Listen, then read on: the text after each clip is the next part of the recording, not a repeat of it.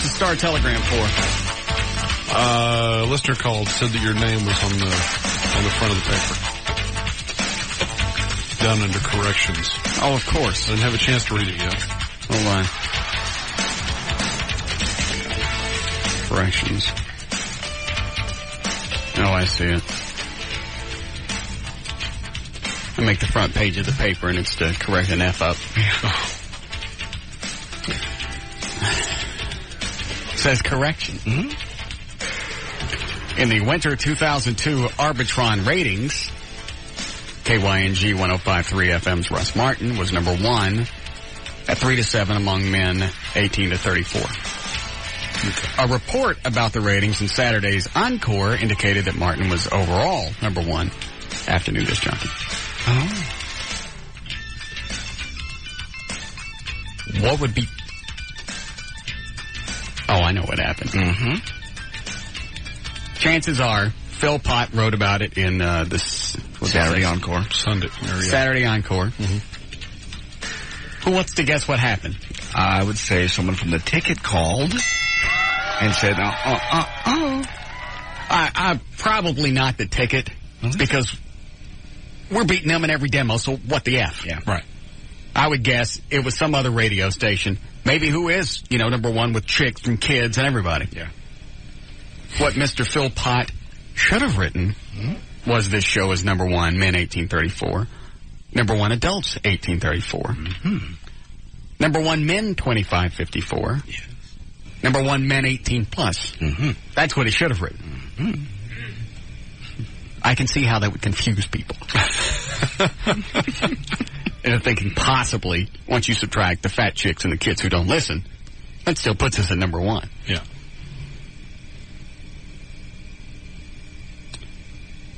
Daniel, see if you can get a hold of, what's his first name? Robert? Yeah, Robert Philpott at the Star Telegram. Okay. I'd like to know who called and bitched.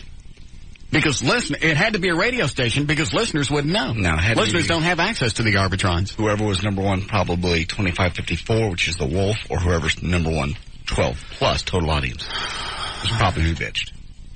I think 12 plus, we're like fourth. Yeah, I believe you're right. And it's maybe by, I want to say half a point. Yeah, small. That's because we don't have chicks or kids. Mm-hmm. I didn't see the Saturday thing, so I don't know what it said. Anyway. Thanks for the heads up, whoever called and said I was on the front page. It's too bad they didn't have room for a picture. Maybe in Saturday's edition. One time, on the front page of any major newspaper. Correction. It's either, I knew it was either going to be a correction or some kind of sex thing. Yeah. It'll never be because of what we done. Not on the front. Good. Never be anything. Yeah. Not on the front page. All right. Anything else going on before we get started? I started out my day screaming at people. Really? Yeah. It was invigorating. Early in the morning? Yeah. In fact, I was on the phone at 2 minutes to 8. Damn. 2 minutes to 8 or 2 minutes to 9. Doesn't matter. What happened? I was just calling to get the, I've got a home warranty thing. Mm-hmm. But you pay like $500-600 a year and all the major stuff is covered. One of the air conditioning units is, those tubes that go up on top of your house? You know what those are called, Eddie? Where the excess water drips out of them? Yeah. But you know what I'm talking about. Yeah, it's like a release tube. Yeah. Rusty water's dripping out of that. So I think that means something's rusted out inside, because normally you associate the two. Yeah. So that's covered under the warranty. So I call them. I'd had another unit replaced for the same thing. That's how I knew something was wrong. Rusty water equals bad. Yeah. Trying to think if this is worth. Anyway, to shorten it up, there was some confusion. And now the chick's arguing with me. Oh, that's not a good thing. Right. No. And she said, if you'll be quiet, I went, you what? Ooh. If you'll be quiet. I'll explain. I'm paraphrasing now, but it's something along the line. She didn't say shut up, but it was damn close. Shut up and listen, kind of? Yeah. I went, how about if you shut up and listen, because I'm going to talk as the customer. She goes, okay, and then I'll finish. Maybe. So I said, I don't care what your records show. Here's what happened. See if I can explain this where anybody would give a rat's ass. I had a problem with one air conditioner. Okay. I wanted to have a company that I picked fix it. When you have these home warranty things, it's like an HMO. They give you your own doctor to go to. Okay. Same thing. You got a list of contractors to pick from. I didn't want to do that. I want to have somebody I know fix it. All right, so I asked for a cash payout. Okay. That makes sense so far? What it would normally cost. Right. Then I decided, I don't want to jack with that, because then I got to decide. I called them back. I went, I don't want a cash payout. Just send one of your contractors out, fix it. Okay. Well, according to their records, they did send me a cash payout. Gotcha. All right. Which yeah. Right, which would never happen. So the story still makes sense? Yeah. Okay. So they wanted proof that I had the unit fixed because their records show they sent me a check. Mm-hmm. Got it? Everything still makes sense? Sure. Okay. I said, you guys never sent me a check. I originally requested it, then called back and canceled, and you had your own contractor fix it. Put me on hold like 2 or 3 times. So now I've been on hold since 7:58. Now it's 8:20. Of course, I have nothing to do in the morning, so that's okay. Yeah. Just sit on the phone, chat. Right. Has she told you to shut up yet? I think she told me to shut up about 15 minutes in. Oh. I was so pissed off, I was shaking. Because now you're back on hold. Things didn't end well. I have some of it on tape. Yeah? Yeah. I haven't given it to David yet. There are a few words that need to be bleeped. And normally, I don't get that pissy with people on the phone. And finally, I told her, why don't you go go find a supervisor and have them call me back? And I haven't heard from anybody since then. But I'm not going to sit there and dick around with somebody on the phone. No. I don't care what your records show. If you go back and check far enough, you'll find out you guys didn't send me a check. Go do that. It's not up to me to keep track of you and your dopey-ass mistakes. I wanted to kill her. You'll just be quiet, sir, and listen. Oh, God. Oh, God. I bet that went over real big. Shush. You shush, mister. Let me tell you something. All right, go ahead. And then I have some words for you. Some will make sense. Some will be appropriate. Some you won't understand. This is all 8 o'clock in the morning. Jeez. That's why I don't like dealing with chicks on the phone. Because even if they're wrong, they're not going to tell you they're wrong. With a guy, it's, he'll look at the paperwork and go, yeah, okay, you're right. All right, we'll send somebody out. Our mistake. Yeah, our mistake. Instead of saying they're wrong, they'll take 30 minutes to explain to you why either you're wrong or it's not their fault, as opposed to just going, oh, wait a minute. Yeah, we didn't send a check out. I'm sorry. Our mistake. Fixed. So now you've got another problem? I missed the first part of this. You have another problem? I just have a second air conditioning unit that needs to be. And since I'm selling the house, I want to get this fixed. Right. And that's it. No big deal. And I know whatever's wrong with it is covered under the home warranty. So it's just a matter of the other thing was she kept wanting me to go up. She goes, I need the model number and the make of the unit you're having problems with. I went, I can't tell by looking at the tubes on the outside of the house who made it. I want you to go up the attic. I don't know which tube is hooked up to which unit, because I got 3 units. Yeah. I don't know which one's leaking. Oh. And I don't know what to look for to see if it's leaking. But we need that. I don't know which one it is. I don't work on air conditioning units. If I did, I would fix it. And if you sent someone out, they could tell. Yeah. That was going to be my next thing, while I was on hold when she come back, just to get her off the phone. It's like, look, Send somebody out. I'll pay the $50 trip charge. I don't care. Let them figure out which one is bad, and then we'll fix it. Good? Yes? We didn't get that far. No. You want to tell us, or you want to listen? Can we listen? Well, as soon as I get the thing to David, and he can edit it out. Well, the way it ended today, I haven't heard back from him yet. Okay. Was, I told her to go get a supervisor and call me back, because I was done messing with her. I don't think I said it just like that. Moving on. Normally, you got to push me pretty far on the phone before I start screaming. On the air, I don't care. Anyway, so that was the way my morning started. I'm done. Marvelous. Want to do it? Makes me glad I have an apartment. Yeah, sure. You can do it. Yeah, you only have to deal with maintenance people. Where I live, they're great, man. They live that day. And regardless of who you go to, which home warranty company you're going to go to, you're going to have that problem sooner or later with somebody. And more often than not, the contractors they send out are tards. Lowest bidder. Yeah, and one of the last time I had the air conditioning unit fixed, yeah. Remember I told you the guy was up there fixing it, came down out of the attic and left that door, the ceiling, whatever you call that. Yeah, a little door that goes in the, Yeah, left it like partially down. I walked out of my office, I didn't see it.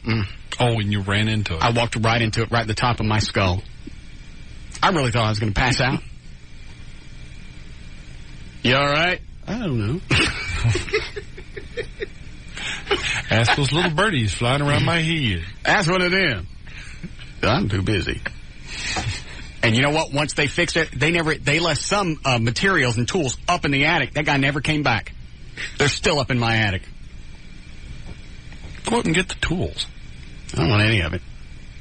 Great big drip pan up there from the old air conditioner. He goes, we'll come back and get that next week when the water evaporates. That was August of last year. Yeah. I'm betting it's evaporated by now. Yeah, I think you're probably right. Only problem is I don't remember the name of the company, because if I did, I'd dog them on the air right now. Idiots. Go ahead, you're on the air. Hello? Yep. Hello? Let's go. Yeah, more than likely it's, I don't care what it is. I'm going to have somebody come out. Yeah, there's been several guys. Oh, well, he needs to change it. I don't need to do anything. I have a home warranty. They will come to me. But they're still calling with advice. I don't need any advice. Somebody's coming to fix it. I am covered. It's just a matter I can tell you how to fix it. All you got to do is walk outside and kick it. Put some food coloring in the water that drip down. You know which one it is. I don't have to. I don't have to do any of that. Oh, they'll be out. Because if they don't come out, if there's not a message on my answer machine by the time I get home tonight after the big Spider-Man premiere, tomorrow is going to be dedicated to that company. Normally, I don't like to use the show to terrorize companies. This one's pissed me off. And the fact that Chick told me to shut up. Wait a minute, let me see. I'm paying you $600 a year for you to get snippy with me? Why don't you let me talk to somebody who's not bleeding in their toot right now? Because I know chances are if I was to check around your whiz fins, there would be a little cotton string. Yeah. Thank you. Snippy with the customer.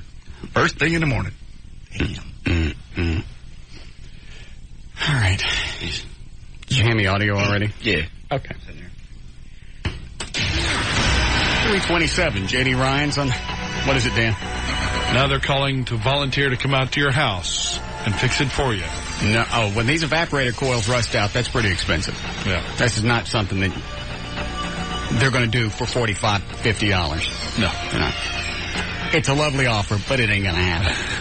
I'll come out and do it. There's no problem. I guess I could clog up the hole and just hope they don't catch it by the time I sell the house. No, once you go have it fixed, you'd feel better. I don't think so. All right, 328 News brought to us by WB33 News at 9. Time to belly up to the bar for a massage. Victoria Snee checks out the latest in relaxing rubs like a tequila sunrise massage. It's trendy. It's tonight on WB33 News at 9. She's a goob. She? I thought you liked her. She's cute. She's kind of nice. She's a little dingy. She is. No other comments. Tequila sunrise massage.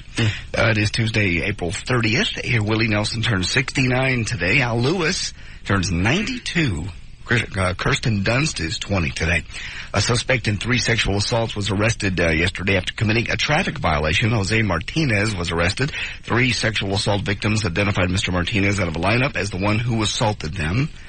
He's under arrest finally, the bicycle burglar, rapist rather.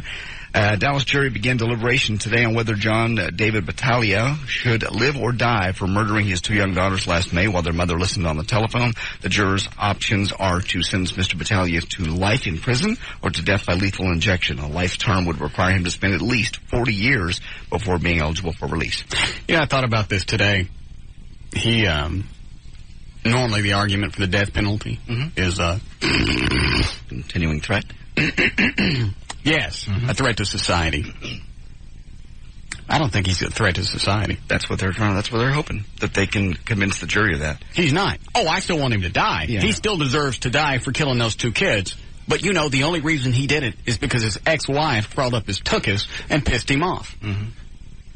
I'm not saying anybody had it and he still deserves to die, but I don't believe the argument that he's still a threat to society. I don't. I think you're right. In this case. In his own twisted, convoluted toot brain, he had a reason for doing that. Yeah, he wouldn't go out again and walk into a 7-Eleven and kill somebody, most likely. But he's a nut. Yeah, and he still deserves it. See, that's the thing, is I don't understand in this society why we don't want to kill mentally ill people. Yes, that's the bonus. They don't really know what's going on. And you can't, if they're stupid, you can't read. Is that some free stuff for us, Eddie? Yes. Is it for me? Yes. What is that?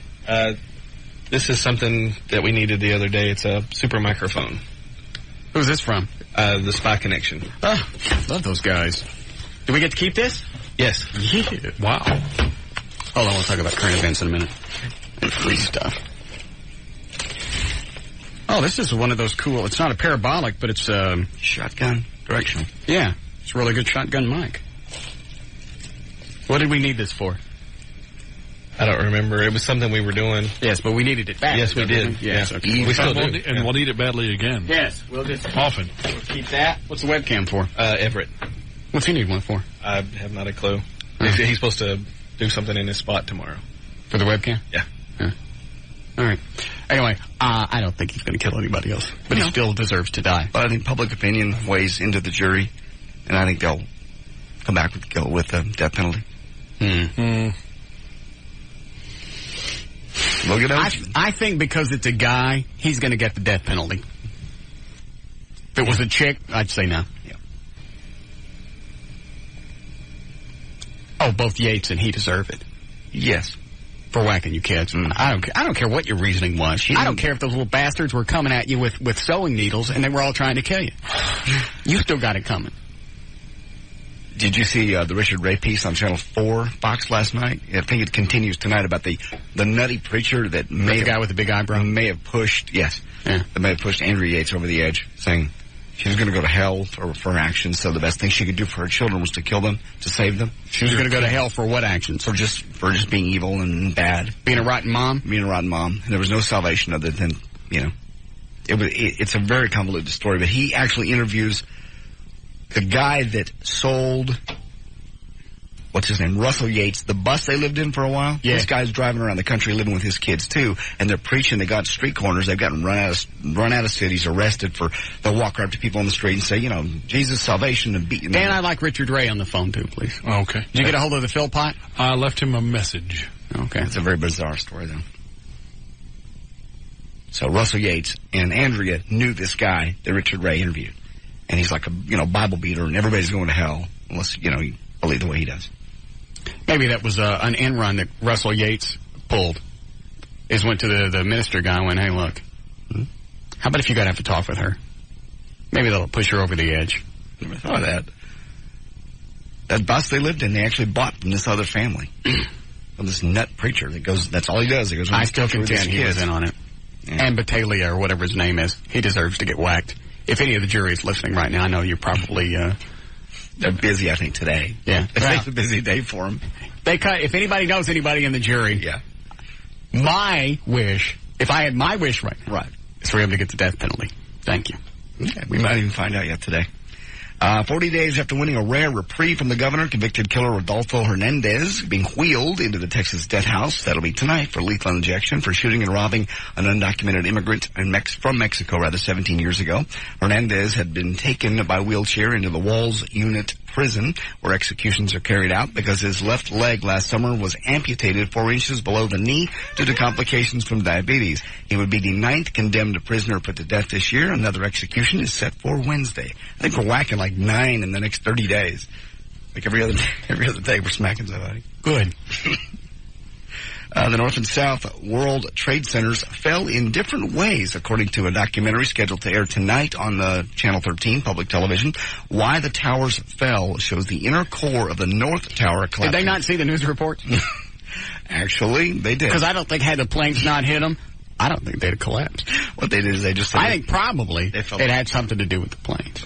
I know, as simplistic as that sounds, and as idiotic as I may come off, I believe it had something to do with the burning jet fuel and the planes smashing into the side at 300-400 miles an hour. The American... That's just a guess from somebody who went to community college.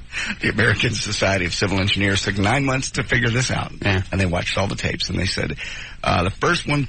much like a planned demolition. The South Tower? Right. The North Tower collapsed first, much like a planned demolition, while the outer wall failed first on the South Tower, causing each floor to pancake down one on top of the other. It's the Nova Science Special, tonight, 7 o'clock, Channel 13.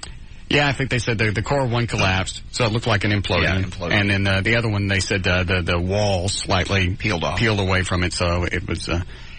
it could have been, you know what? Yeah. It could be something as simple as the way the plane hit the building. Right.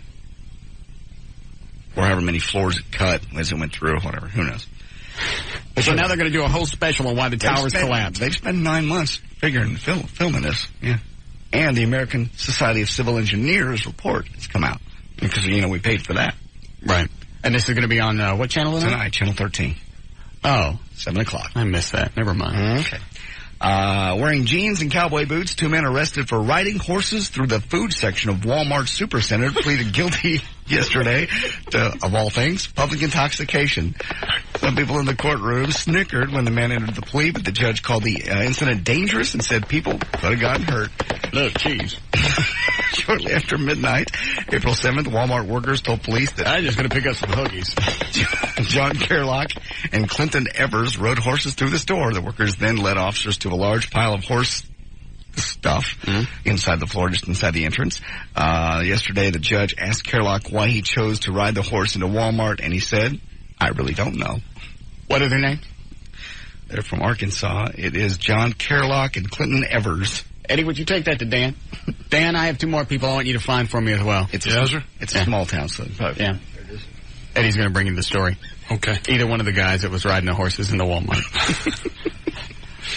And just so you're not confused, it wasn't the one out front. Okay. A real live horse. Yeah, inside the Walmart. All right. Batman TV star Adam West used to fight the Joker and the Riddler. Now he's facing the toughest villain of all, the rumor monger. The adult news website, LukeFord.com, reporting that West was recently seen chatting heartily with a well-known porn producer. West publicists insist that the porno rumors are completely false and says the rumor mongers must be confused his client with a gay porn actor, also called Adam West, who starred in films titles like Put Me In, Coach, and You've Got Mail. M-A-L-E? M-A-L-E. All right. Put me in, Coach. USA Today reports the top 10 worst foods and drinks to have while driving, not counting booze, of course. They say the most dangerous foods are ones likely to spill and cause a mess. And because it's while you're trying to clean up the mess, you normally take your attention off the road and have a big wreck. They say, in order from 10 to 1, chocolate at number 10, sodas, number 9, jelly and cream-filled donuts, followed by fried chicken, barbecue, hamburgers, chili-covered anything, tacos, hot soup, and number 1 is coffee.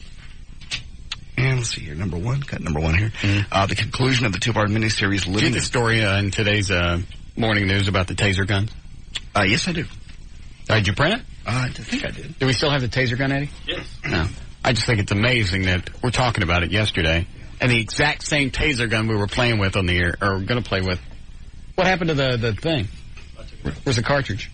Does it just plug in? Yeah. Oh. What?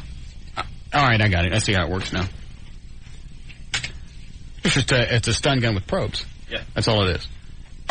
Now, is that more powerful than the thing we hit Rob with yesterday? It's supposed to be. And more direct since they can't run from you. No, I didn't print it. I got it. Okay. It says taser market widens. Taser International has begun full-scale production of the M18 taser, what we have here in the studio. Is that right? Yep. Is to be sold through major retail outlets for about $389. Range 15 feet, power 8 AAA batteries, shock delivered 50,000 volts, weight 1 pound, founded in 93. The taser, which looks like a handgun, uses compressed nitrogen gas to shoot 2 metal electrodes into an assailant, 50,000 volt charge, roughly the same as a high voltage power line. Damn. Lasts for 0 point, and then there's 4 zeros and then a 1. What is that? 1 Really short. 1 10,000th? Yes. Fast. Of a second. The jolt causes some to go rigid while others crumple into a fetal position. They said they tested this thing on 5,000 adults and nobody's ever killed them or stopped their heart. So I say if Rob wants to do it, wail on him. Let me go check. Yeah, do it while he's still here. Anyway, it's in Texas and Southwest if you want to look at it later. Okay. Go ahead. Tonight, the conclusion of the two-part miniseries Living with the Dead airs on CBS television, Channel 11. In this cut, number 1, Mary Steenburgen says one doesn't have to believe in psychic powers to enjoy the show. The miniseries works as a thriller, whatever your belief system is. I mean, I think from what I can tell, maybe half the people believe in this kind of thing and half the people are totally skeptical. And I must say within myself, I experience both of those feelings. You know, there's a part of me that's really open to it and there's a part of me that's extremely skeptical. So I relate to both sides of it. There you are, Living with the Dead tonight, Channel 11. Cut number... Let's go to 3. Yep. Several members of the cast of Cheers guest starring tonight an episode of the Frasier, Channel 5 NBC. In this cut, John Ratzenberger was asked if there'll be a Cheers reunion. Charles Burroughs Charles didn't want them to use the real bar because they said they want to save that for when they do their own reunion show, a real reunion show. So I don't know if that means there is going to be a reunion show or if they just didn't want them to use the real bar. But so far, this would be the Was that the postman guy? Yeah. closest that it's come to a reunion show. So, that's tonight, Channel 5. And Ali comes out this weekend, number 4, on DVD today. In this cut, Will Smith remembers the first time he met Muhammad Ali. My first time meeting him, he was already aware that this is probably 7 years ago, and he was already aware that I'd had the script, and I had turned down the script and the chance of playing him. So I'm approaching him with that. I didn't know how he was going to respond. So he looked up at me and I said, how you doing, champ? Pleasure to meet you. And he looked at me and he said, man, you almost pretty enough to play me. So, that was our first meeting. We've been going back and forth with that for probably the past 7 years. Who's the prettiest? There we go. So Ali's out on DVD today, DVD and VHS. What did he say, Eddie? He wanted to go to the bathroom first and then he'd be done. All right. Oh, God. Does he want us to shoot him anywhere in particular? I didn't ask. Probably in the butt, though. He's got a chest thing. He doesn't want to hurt his chest. Oh. Will it go through pants? It's supposed to. You're supposed to be able to shoot them anywhere. Where's the story? They said one of the drawbacks is both of those probes got to go in. Mm-hmm. And really thick clothing can hamper it. Let me say, roll out to expect a public peace in the weapon. It's not a consumer show. It's not, learning there's a violent crime in Dallas. Tasers. Anyway, I can't find it, but it says it's someplace in here. To be fully effective, both probes must make contact with the target, a goal that can be hindered by thick clothing. Also, with the weapon's range of just 15 feet, safety experts worry that users must be too close to the target. Because I think normally when you draw down on somebody with your handgun, if they're within 12 feet and you feel threatened, that's when you can pop them. Yeah, because somebody with a knife can move, I think it's 12 feet, 12 or 13 feet. Too fast. Yeah, in less than a second. I think the other thing they're worried about is because since this isn't lethal, people are going to be more apt to use this. Or they're also worried about criminals using it. Sure. So it's like if you go in and you shock the snot out of somebody, you got that, you incapacitate them, you take all their money, and if you get caught, it's not armed robbery. That's true. Really? Yeah. Because they're using non-lethal force. Which, as stupid as it sounds, I'm kind of okay with that. Either getting shot or getting the snot shocked out of me. Between one of the two. Yeah. I go with the mucus fine. I prefer neither one, but... Well, I'm saying if you got to choose and somebody's going to do it anyway, yeah, I'd go with that. I'd much rather have that pulled on me than a knife or a gun. Mm-hmm. Plus, there's always the chance one of the probes will miss. Anyway, lock it. That's it. All right, Tara Patrick, adult film star Tara Patrick, coming to town Friday. You can catch her at Amazing Superstore. That's Reader Road at Royal Lane, just east of I-35. I'll be out there also from 8 until 10 Friday night with the 105.3 FM, The Talk That Rocks.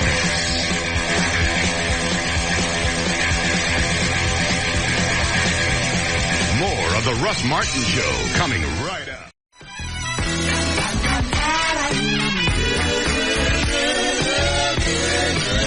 The cops are saying what? That the force from the taser, the little darts, can be pretty severe, and they can go pretty deep if he's not wearing thick enough clothes. Rob, they can snag him pretty good. He wants to shoot you in the ass? Okay. I think you'd be more comfortable with that. Okay. What did the cops say? They said it'd be okay. Oh, okay. To shoot it in the ass? I mean the butt? Yeah. All right. You wearing jeans? Yeah, I got shorts on. All right, let me just double check. You sure you want to do this? Mm-hmm. I had a dream about it last night, so What? It must be right. What was the dream? That he wouldn't turn it off. What, did Eddie shot you and just kept zapping you? Yeah. He would turn it off and I'd say okay and walk out and he would zap me again. Now, every time you pull that trigger, does it shoot out a charge or is it just at one time? I believe it's every time you pull the trigger. As I understood when he was explaining it to me. Every time that I pull the trigger, it's so you've actually again. Never shot the thing? No. That's cool. That's cool. I just went to the bathroom, so I'm all right.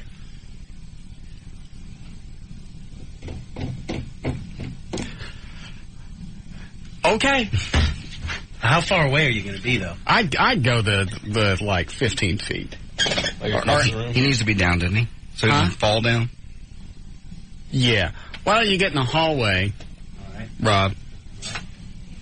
Maybe get out like a doggy. So you're already on the ground. Okay. And then Eddie will shoot you in the ass. Oh. You got a wallet or anything? A wallet? No, I'm all right. What? Get back a little further, man. A little further. Now, don't accidentally shoot him in the back. What'd you say? I said don't shoot you in the back. Oh, okay. Where do you want me to go? Just up a little bit. Don't spring forward and hit your head either. Yeah. Now, hold on, Eddie. You want to do it? No, I don't want to do it. Rob, you're sure? Yeah. How about if he's facing down the hall so he's not facing his head toward that wall? All right. Eddie, get out in the hall with Ron.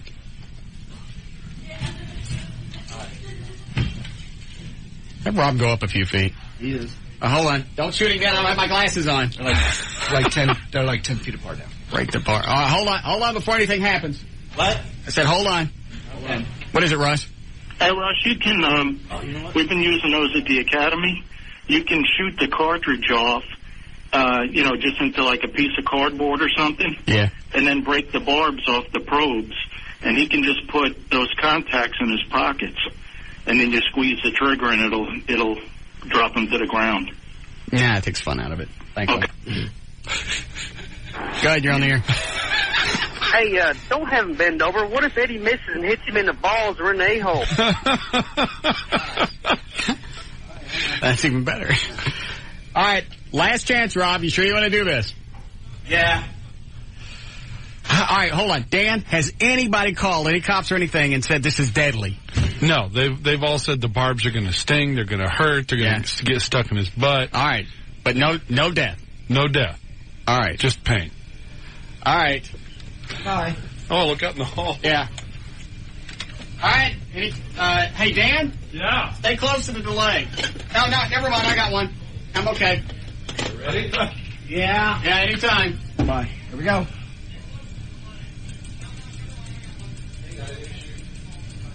Oh. What's wrong with it?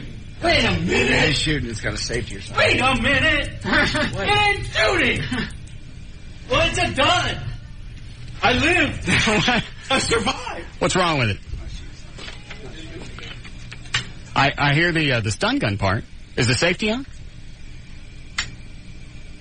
No, it's flashing now. Here it's flashing. We'll try it again.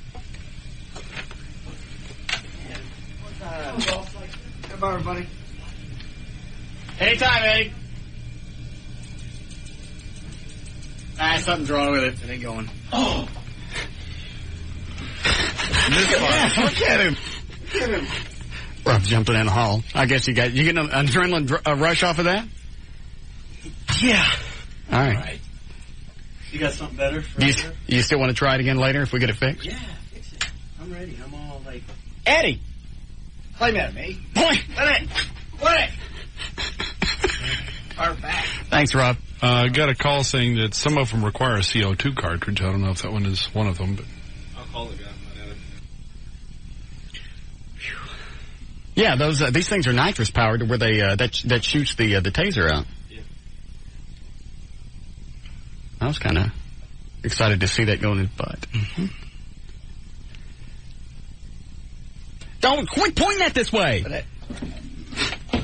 Like JD and the tater gun. Who's on the hotline, Dan? Today. Or we're going to break. It's Richard Ray. Oh. He was asking which story you wanted to talk to him about, and I didn't have a chance. So I forget which story. What was the one that Richard Ray did? About the preacher that may or may not have pushed Andrea Yates over the edge. The Andrea Yates preacher. Yeah, what was that whole story, Richard? Yeah, we did that last night. A couple of psychiatrists testified during the trial that she got the notion to kill her children. You know, she told police immediately afterwards she killed them because she was a bad mother and that she was saving them from going to hell. Right, I remember that. And a couple of psychiatrists had testified that she got that notion from a nomadic street preacher named Michael Warnicki. Well, that makes her even a bigger nut. I mean, seriously, if somebody off the street is telling you, well, the only way to be free and clear of this is to kill your kids and then start again. I seriously think that was what was in her head the whole time. I'll kill the kids and we'll start again. Yeah, it's part of this whole blame game that's been going on. It started before the trial, and it's I think intensified since the verdict. The whole everybody pointing fingers at everybody else. Michael, of course, Rusty, of course, is blaming doctors and insurance companies, and her family's blaming Rusty. And yeah, so far nobody said, well, you know what? Maybe Andrea did it. Maybe she did it. She's the one that drowned the kids. Mm. Maybe she had something to do with it. You're right. Everything's been it's not our fault. They made me take these drugs. Somebody told me to do it. These voices in the back of my head not once has she said, I did it. You've been following this the whole time for Channel 4? Yeah, I didn't. I haven't covered the case extensively like the rest of the world. You know, of course, absolutely flabbergasted by this, totally stunned by the crime itself. But I became very interested in his testimony about the street preacher, so we set out to find he and his family. They live in a tour bus, so they're a little difficult to locate sometimes, but we were able to, I had a producer named Mary Beth Jacoby that actually helped me track them down, and we spent a day with them. Unfortunately, the story aired last night. Well, that's okay. Well, what are you working on tonight? Just so you don't feel like you've pissed away your afternoon. I've got a very interesting story coming up Friday that I would like to talk about. Yeah, go ahead. We don't care. As long as we're in the business of promoting work here, what the heck. Actually, it's another very fascinating case. In fact, I make the point that it's got all the elements of a steamy soap opera, sex, drugs, violence. 7 years ago, a beautiful young woman named Melissa Crable disappeared, Fort Worth, April 1st, 1995. And just through the wheel of fortune, kind of bad luck, the case got no publicity at all. It was treated as a missing persons case, and it just fell through the cracks. But everybody involved with the case, the private detective that's still working... Is he on the pot? Why is it's all the grunting stuff going on? Detectives who worked it are convinced that she was murdered. Body's never been found. Right. Couple of prime suspects that the police name, and I'm going to let viewers tune in to find that out because... Well, what is it about the story now that makes it newsworthy to where it wasn't 7 years ago? The fact that she left behind, at the time, a 4-year-old child. He's now 11, living in Little Rock with his father and grandma and grandpa. And just the fact that her family has been so dogged in the pursuit of answers to this case for 7 years, and really... Well, I mean, but people go missing all the time. Why this particular story now? Well, I think it's a story simply because it's a compelling mystery. And somebody ran out of stuff to do. Watch it. May sweep so obviously murdered, yet no real effort. I've been in this business a long time. I know you have too. And we do a lot of stories about missing. Young girls go missing. We may do them now. We'll do them 6 months from now. We'll do them a year from now. Yeah. The other thing that makes this important now is everybody involved in the case is also convinced there are a couple people out there who will, if they will talk, can solve it. Oh, so you're a little bit closer to figuring out who it was. Yeah, and I think, are you guys doing any stories I'm guessing we're getting into May sweeps, right? I'm sorry, Brett, I lost you for a second there. You're getting into May sweeps, right? Oh, we just started May sweeps. Obviously, we try to hold some of our better stuff for the... we get screwed the rest. We get screwed the rest of the year. I know how this works out. Well, I think we do a pretty good job all year round. But you do a lovely try job. To hold a few things for the sweeps. Let me ask you something. Are you guys thinking about doing a story on the effectiveness of taser guns? The effects of the what? Taser guns.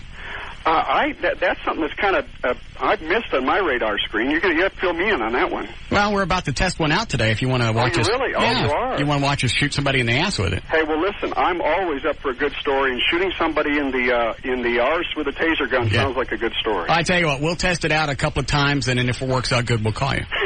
Okay. What time is your report Friday? 9 o'clock Friday night. Okay. Thank you, Richard. 9 p.m. news. All right.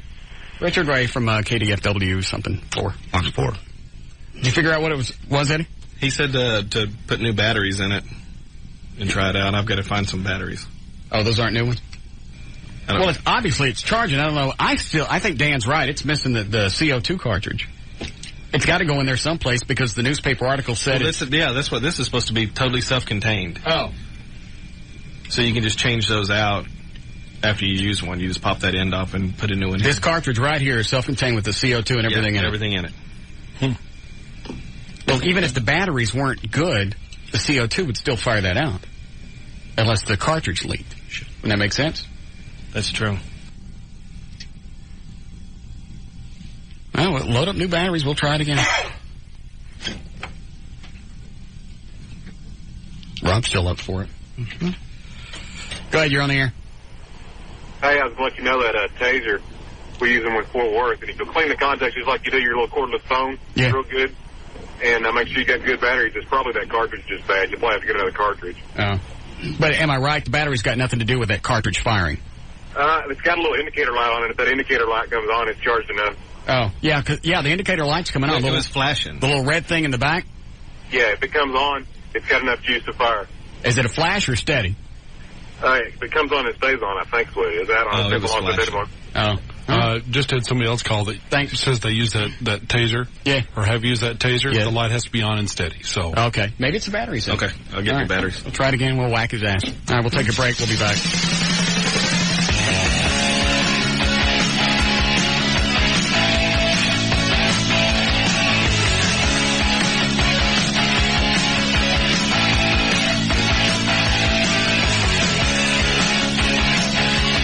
The Russ Martin Show. Right up.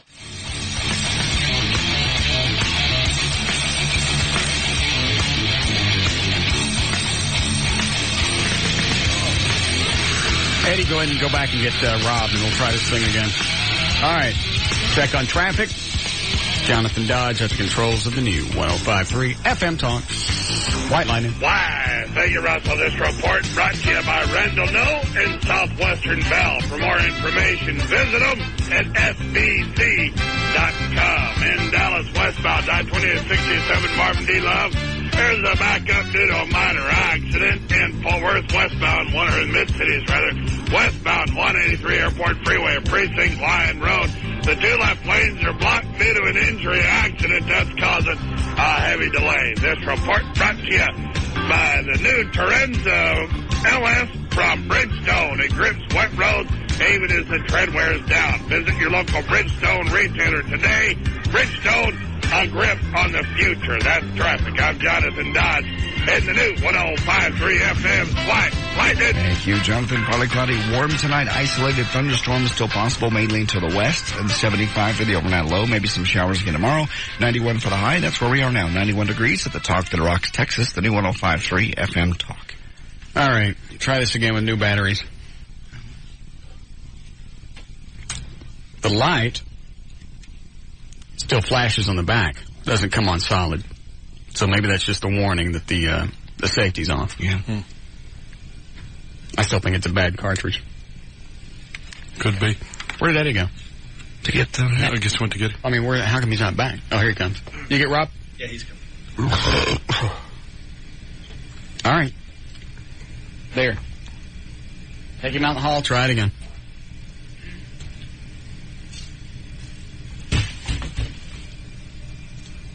Is he out there yet?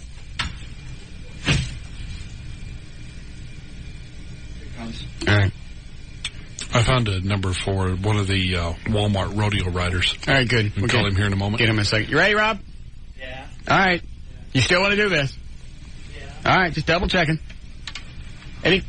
Hold on, Eddie. Let me get my glasses on. Yeah. All right, anytime.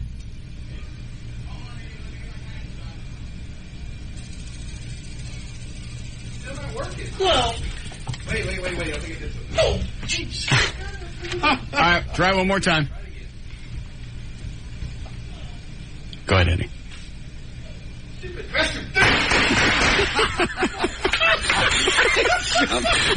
Jump like a frog.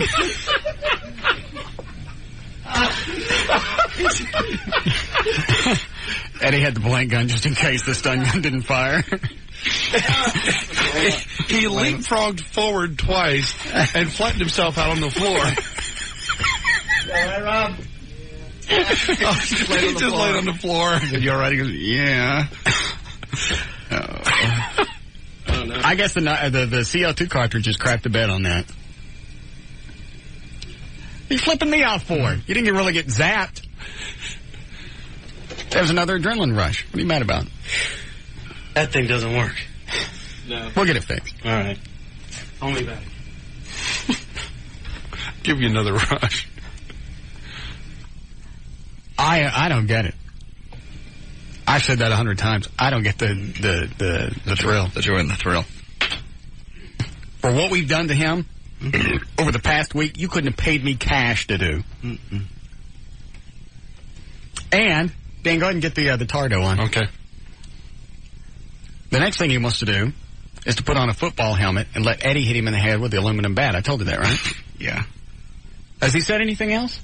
He wants to get shot with a bulletproof vest. Yeah, the car wreck with and without an airbag. Yeah. A car wreck? Yeah. He wants to drive a car into a wall with an airbag first to see what that's like, and then without an airbag. Whose car? Who cares? Okay. That's right. He said something else. I can't remember what it was. He's working on a whole list of stuff he wants to try.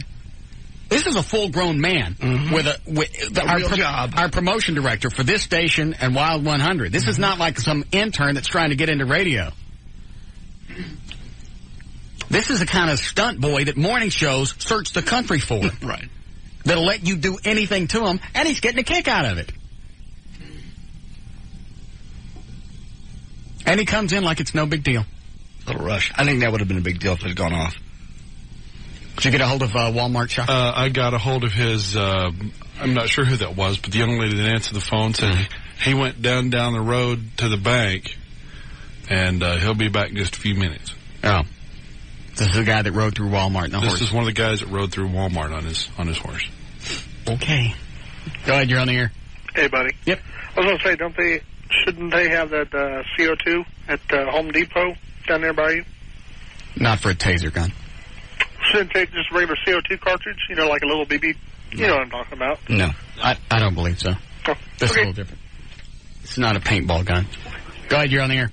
Hey, anybody call and let you know what kid did this morning? No. Big Al, he's wanting to get hit with a taser. Are you doing this to hose me? No, hell, why would I do that? I mean, no. Seriously. Because you know.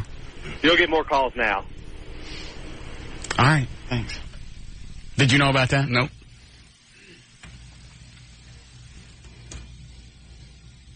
I just like the fact that his old people were ratting him out. That guy that called yesterday that didn't want to go on the air. That's great. A little dissension among the ranks. Oh, you know that turd can't be easy to work with. Look at his life. The only thing he's got going for him is he's making a lot of money. Making a cash. He's married to a thing with an ass the size of something that's you wouldn't want the ass to be the size of. No. Hey.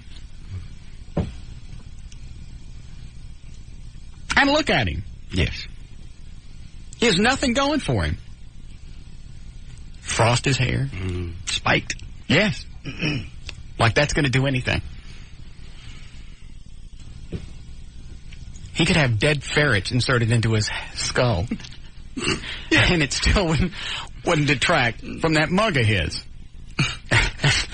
The nose. And the eyes. And the tilted nose. And the floaty eyes. Nothing going for him. And, to make matters worse, his wife is growing moles on her ass. That makes me laugh. Great, Glenn. Man, I know this is going to be hard to believe, but a Vietnamese woman actually ran a red light and smashed into me not too long ago. And it was the airbag that did all the damage, man. That's crazy if he thinks he's going to walk away from an airbag. I actually had my elbow broken in 2 places and broke a couple of ribs from the airbag itself. And what do you think would have happened if the airbag hadn't gone off? Well, that is the question. Thank you. Yeah. That was the other thing. All right, thanks. Because you hear these people that'll go, well, if it hadn't been for the airbag, it would have broken my nose. Yeah, it probably would. In fact, you probably would have smashed into the dash. They say you get burns on your face from it. But, I mean, compared to, windshield glass. Compared to anything. Right. I'd much rather have that than hitting the dash. Mm-hmm. What is it, Andrea? Hey. Hello? Yes. Hello? Can you hear me? Yes. I want to know who was that belched. That was very rude. That was me. You know what? You need to move away from the phone. I don't want to. Well, you need to. It's rude. Andrea, what do you do for a living? I work for Southwest and Bell. Yeah, and do I tell you how to do your job? Well, no. But okay, then we're done. Okay, no. I don't. You are a rude man. Yes, I am. I don't call you at the phone company and tell you how to take your phone calls, do I? But could you? What makes you think that you can call and tell me how to do my job? Okay. You know what? That's ruder than me burping into the mic. Okay, sir. All I'm asking. You can tell she's in customer service. Sir. You know what? I dealt with a chick just like you today trying to get my air conditioning fixed. You nutty broads think that you can't talk to me like that. Excuse me? You heard me. Did you just call me a broad? A nutty broad. Sir, all I'm asking is that if somebody give me something to drink. All I'm asking is that if you could please just... I can't do it. Well, why not? I can't. I know your mama taught you better than No, she didn't. Yes, That's the way she used to wake me up. After she poured the hot muriatic acid in my eyes, she would burp in my ear. That's not carbonated. You are silly. I hope your mom's not listening to this, because she's probably appalled. No, she's not. Yes, she is. Appalled and ashamed. We used to sit around the house and do that at night. Sir. Yes, ma'am. You have a good day. What is it you actually do for Southwestern Bell? I can turn phones off. Oh, you can? At the I'm glad I got Verizon. Do you? They're wimps. I've had, you know what? Every time I've talked with Verizon, they've been very kind, and they actually call me sometimes and just ask me how I am. Well, how about if I just, deliver lunch one day? That's not going to happen. I'm not going to eat anything you bring up here. Excuse me? You know. Okay, then I'm going to stick to being rude. Okay, that's fine with me. Okay? Cover the dang blast. I'm not covering anything up. Please. Please. Mm-mm. Are you at Southwestern Bell right now? Yes, I am. Why aren't you doing something? I am. I'm listening to you. Well, go back to doing your job. She's got a customer on hold while she's doing this. Yeah, she's trying to help somebody turn on their service, and she listens to the radio, and she goes, oh, no, he didn't. You hold on. Oh, my boss isn't listening to you guys. Excuse me. Because I will be in the unemployment line. You're funny. Yeah. Your first name's Andrea. You work for Southwestern Bell? Oh, my God. Uh-oh. I've already given you too much information. And you can turn phones on and off. What else do we know about Andrea?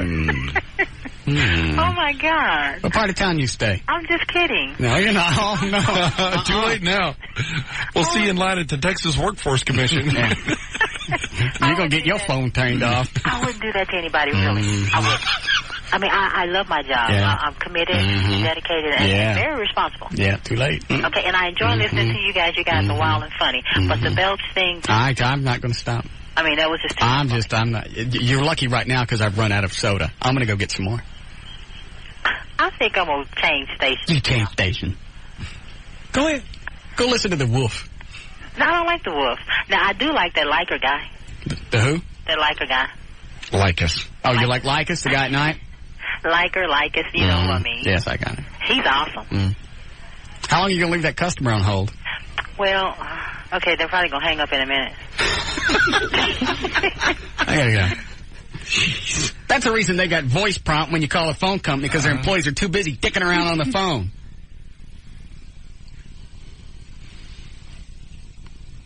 That hayseed call back from Walmart yet? Not yet. I have to call him back. I'm going to the office to get a soda. Anybody want anything? All right. We'll be back. More of the Russ Martin Show coming right up.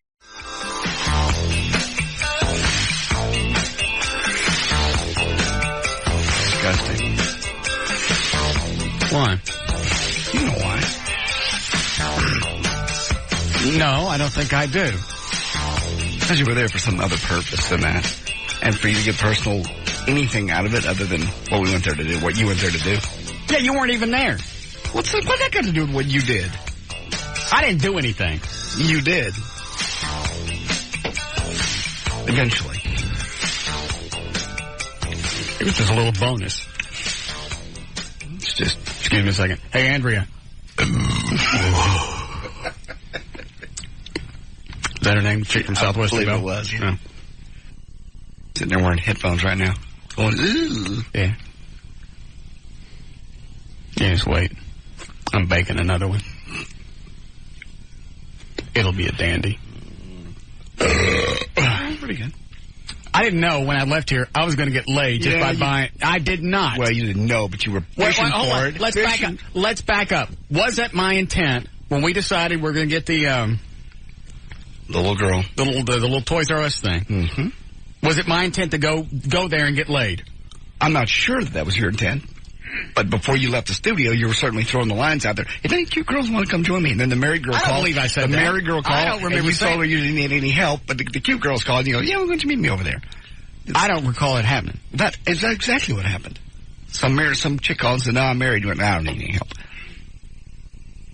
Then the single chick called, and you go, well, meet me over there. Hold on a second. What, you hold on. What is it, Dan? I have Mr. Evers, Clint Evers from the Walmart. The guy that got drunk, rode through the Walmart? Uh-huh. Clint. Yeah. What's the matter with you? Huh? What's the matter with you? Ain't nothing the matter with me. What's the matter with you? How drunk were you when you got on the... Where did you get the horses to ride into the Walmart? At my backyard. Oh, they're your own? Yeah. Okay. And what were you drinking when this idea flashed on you? Oh, we bought a 30-pack of Red Dog beer, and other than that, I can't tell. I mean, you know. Clint, did you really? Huh? How many of the 30 did you drink yourself? We didn't have nothing left when we was done. I lost count. I didn't try to count, but... What were you drinking with? John Kerlock. Wait, I tell you what I think it was. I'll be honest with you. We stopped at a Mexican restaurant on the way up there. It's those burritos. And they had, I believe it was Dos Equis beer. Right. Oh, and yeah. I don't know what it did, but I tell you what, it put a wild hair in their ass. You don't think you don't think it was the Red Dog? I think Red Dog might have sparked us, but I think it... Now, wait a minute. When you said you stopped by the Mexican restaurant, was that on the horses? Yeah. Where did you put the horses while you were eating? Well, them Mexicans, you know, they love horses, so they stood out there and held them and pet them, and they had a good old time. They give us free beer. Is this a host job? No. So... All right, so you went from the Mexican restaurant, and then you just rode right into the Walmart? Well, we asked them if we could tie them up out there somewhere, because we was wanting to go in there and buy us another 30-pack. Yeah. And they went to raising hell, so we just came on in. How long before the cops got there? Oh, it wasn't too much longer. Now, did you actually run from them, or did you go ahead and get off? Oh, no. My buddy, they got him stopped pretty quick, but they never did catch me. Oh, you left? You're the one that got away. Yeah. Yeah. They catch up with you later? Well, they sprayed my horse down with that pepper spray, me and him both, and I made a good little old run in there for a good while around Walmart, you know, give everybody a good laugh, and got away from him, took off in the woods. My horse wouldn't run for me no more because they done sprayed him down, I found out. Yeah. And, so I got back here, and a buddy of mine was going down the road, and I jumped in with him to come get the horse trailer, and my dad beat me to the horse trailer, and he was pissed at me, going to take me up there to law, you know. How old are you, Clint? 23. Okay. You ever do anything like this when you were younger? I've done this all my life. In the Walmart, or? I've never rode up in Walmart. Oh, okay. Is that what town do you guys live in? Is it someplace in Alabama? El Dorado, Alabama, Arkansas. And right on the Louisiana line. Do a lot of people ride horses around in the town like that? I don't know. Oh, okay. I don't go to town very often. Hmm. Do you have a driver's license? Yeah, No. I'm supposed to. You lose it? I hope not. DWI? I've had a couple. Okay. What about your buddy? My buddy, he's been a good guy all his life, and I'm a good guy. I'm a damn good guy. You sound like a good guy. And he ended up, you know, he's a big hunter, and hunting season was kind of coming to an end, and he started hanging around me a little bit and started riding horses. And, yeah, bad influence. And no. Yeah, Clint, you're bad influence. If you might think. I may be so. Not really. Yeah. You know, we do this kind of stuff all the time out here in the woods. Now, what was... We ended up in a town. When you got arrested, all right, you just went to court, didn't you? Right. And what did the judge say? The judge made me go, I gotta go to some rehab. All right. And give me a pretty good little old fine. Hold on a second. He said the S word twice. I had hate the delay, so I gotta wait before I can put him back on there. Hold on just a second, Clint. One moment, please. All right, it's back. All right, so are you on probation for a while? What? No, they didn't put me on probation. They just gonna make me go to this rehabilitation center. Okay. How long is that gonna last? 16 hours. Are you rehabilitated? Well, ain't nothing wrong with me. You gonna do it again? I ain't going to town and get on my horse and go to Walmart. Oh, that's too bad. I guess you could ride the one out front. Yeah. Yeah, he won't cost but $0.25. This here costs $1.25. Clint, can I just ask you something between you and me? Yep. You ever done anything weird with your horse? What the hell are you talking about? Clint. You talking about me and my horse?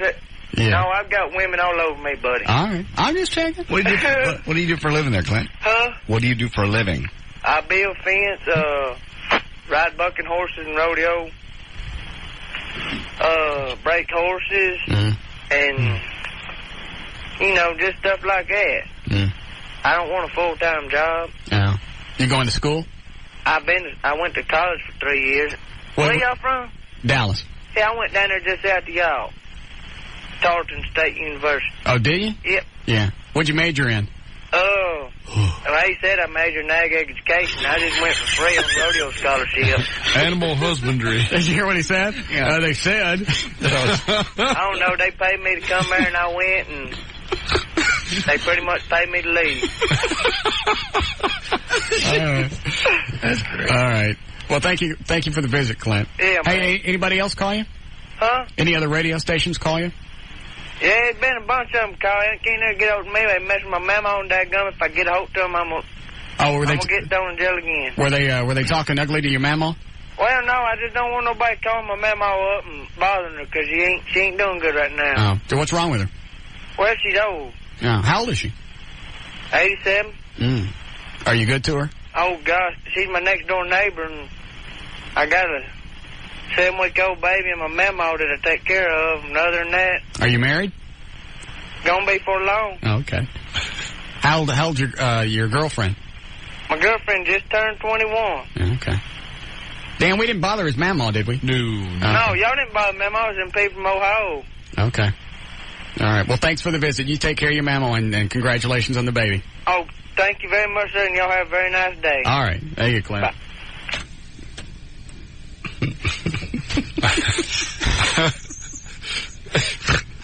It was a Dos Equis. It's a Put a wild hair in here. We hadn't stopped at the Mexican restaurant. Everything had been all right. That Red Dog won't make you ride in a Walmart. Go ahead, you're on the air.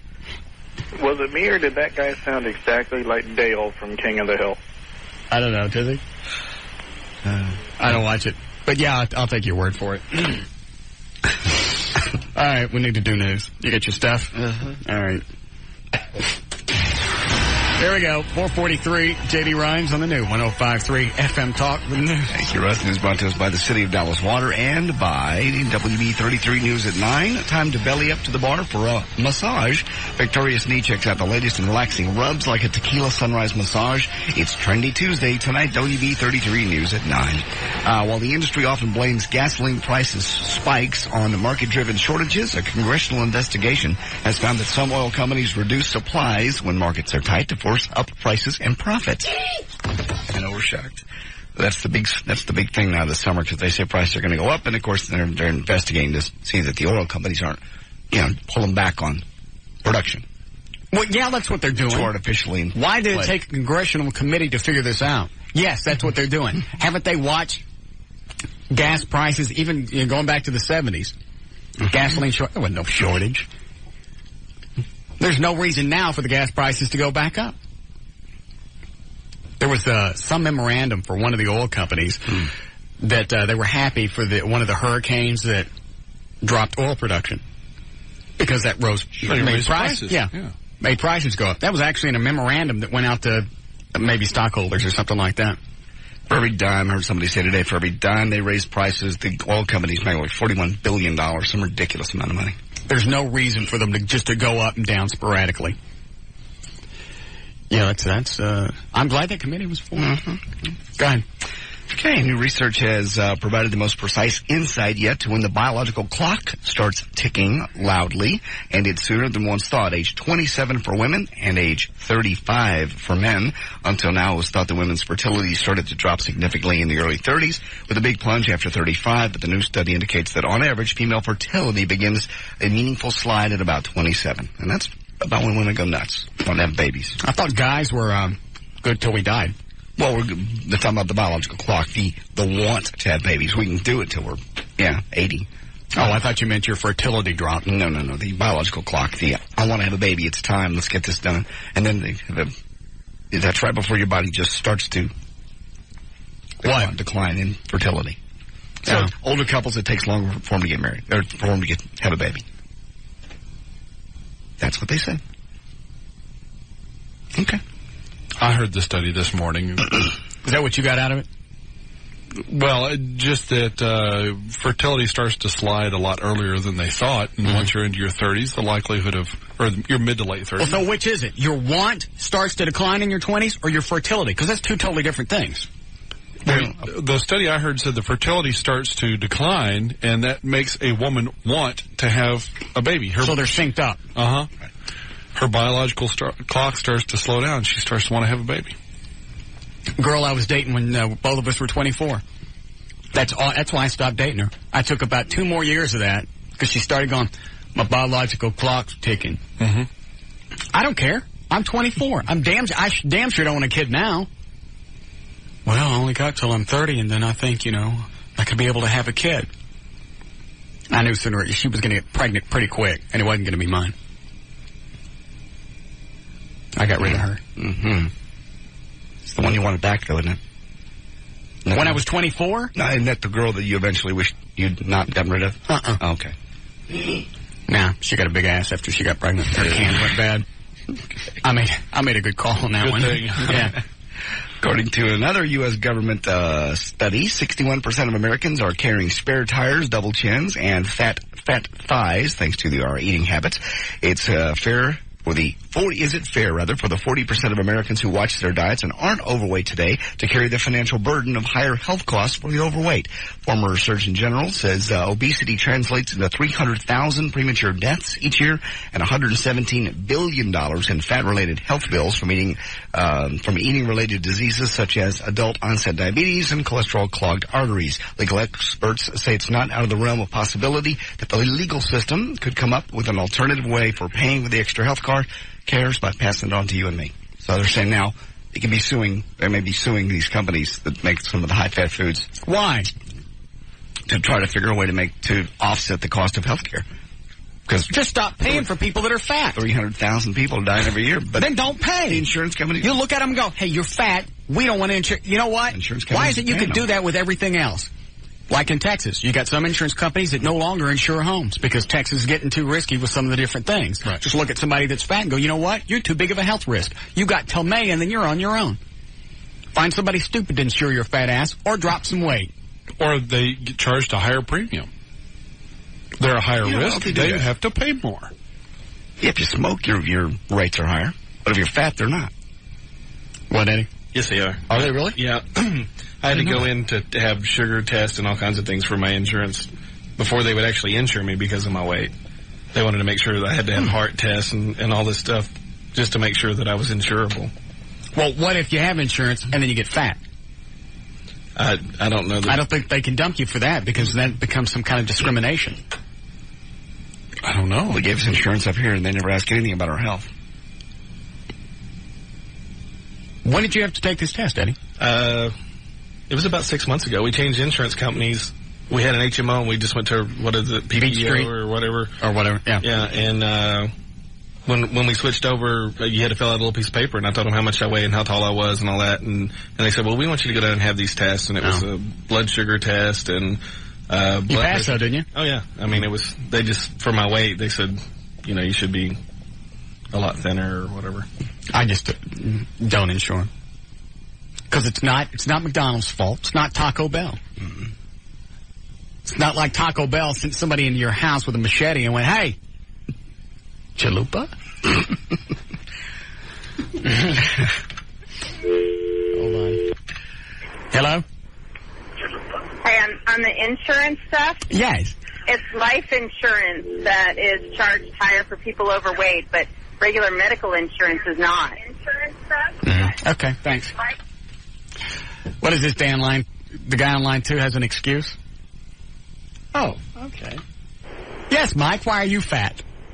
Oh, no, I'm not saying that I'm fat for a reason. I'm saying I have a thyroid disease. That means I have no metabolism. I've got to take Synthroid for the rest of my life to keep my weight down to my primary weight. But my insurance company wants to raise my premiums because I have a thyroid disease, which is genetic. Well, you're a higher risk. You're costing them more money, too. They're having to pay for the medicine and so on. It works with everything else. It's, if you live in a neighborhood that's higher risk, or you live in a county where you drive your car and it's a higher risk, you're going to pay more insurance rates. You're a higher risk. Why shouldn't you pay more? No, I can understand paying higher risk, but, I mean, should I be bagged on just because, you know, I have a disease that could make me overweight if I don't keep up my health and everything else, which I understand. You should want to, you know what, you should want to keep up your health, not because of your insurance. It's just for you. Oh, no, I do want to keep up my health for me. Are you fat now? If I did not know that I had a thyroid disease or something like that, and they don't go and get checked out, right, then, you know, they just get bagged on, and they don't know. Because for 2 years, I did not know, and I went from 179 pounds to 300 pounds. I had stretch marks like a frickin' 150-pound woman going into labor and having a 60-pound kid. And, I mean, after I got checked out... I don't know about you, but I'm erect. What? What's that? Nothing. Go ahead. No, actually, I've lost interest. What did that have to do with what we were talking about? Not really sure. You're saying because I have a disease, I should be covered equally as you do. You're a higher risk. Yeah. If people want to look at being overweight as a handicap, then you got to take the ramifications that go along with that. I'm sick. I have a disease, like cancer. Well, you know what? A lot of companies won't insure you if they find out you got cancer and you didn't have insurance ahead of time. That's right. So decide which way is it. Is it a disease? Because if it is, you get treated like the rest of us. What does the guy on 4 want, Dan, before we move on? Just wanted to answer any of your questions about this. I don't have any questions. I don't really care. Thank you. Go ahead. Okay. We'll wrap it up for you. The composer who wrote the disco soundtracks for Chips is I hope he's dead. A Lifetime Achievement Award tonight, actually. At the American Society of Composers, he is giving a Lifetime Achievement Award to Alan Silvestri. The 52-year-old Silvestri won the Oscar for Forrest Gump, but is best known for his work, of course, on Chips. And along those same lines, if you haven't made your summer plans yet, you may want to check out the Dukes of Hazzard Museum. There's 2 of them.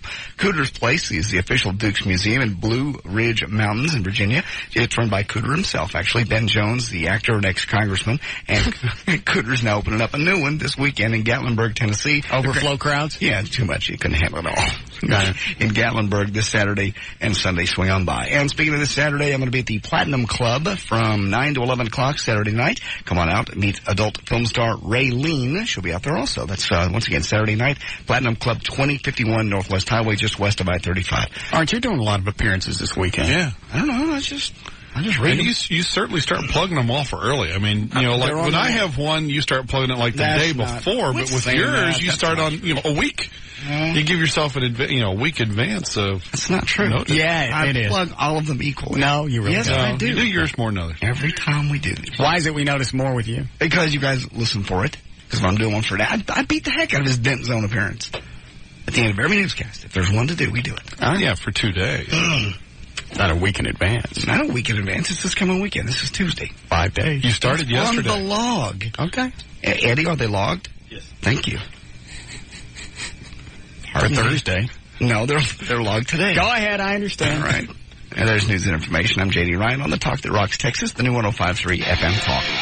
More of the Russ Martin Show coming right up. I think once you file bankruptcy, that clears out the debts.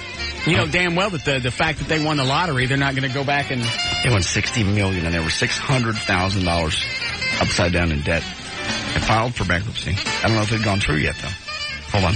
Now, he says he plans to pay off his bills with his winnings, though he didn't mention his debts during the news conference. Dang. What state was that? That was the big super game, but it was in New Jersey, where they picked up the cash. But they won almost $60 million. Why didn't they win like last week or something? Yeah. They've just waited, probably. Talked to lawyers and stuff. Yeah, they in fact, they think it was the bankruptcy that caused them to go through a bunch of different, to try to keep as much money as possible. Oh, really? Yeah. What can we insure and what can we do to make sure that we don't have to pay this or that? According to bankruptcy court documents, Lopez owed more than $202,000 to more than 100 creditors during credit card companies that opened 71 accounts for them. Dang. You know, the IRS, $50,000. You know they'll get that cash. Anyway. They probably have a lot of judgments against them, so that's why they had all the lawyers, is to try to avoid the judgments. Why don't you just go back and pay it? You owe it. It's, you know, out of $59 million, if you only owe $600,000. Yeah, that's chicken crap. Yeah, pay it. You're not going to notice that. Now it's just greed taking over. All right, I got to do traffic here. 503. Did you do a legal ID, Eddie? All right, Jonathan Dodge at the controls of the new 105.3 FM Talks, White Lightning. Why, thank you, Russell. This report brought to you by Belargent Automotive in Southwestern Bell. For more information, visit them at sbc.com.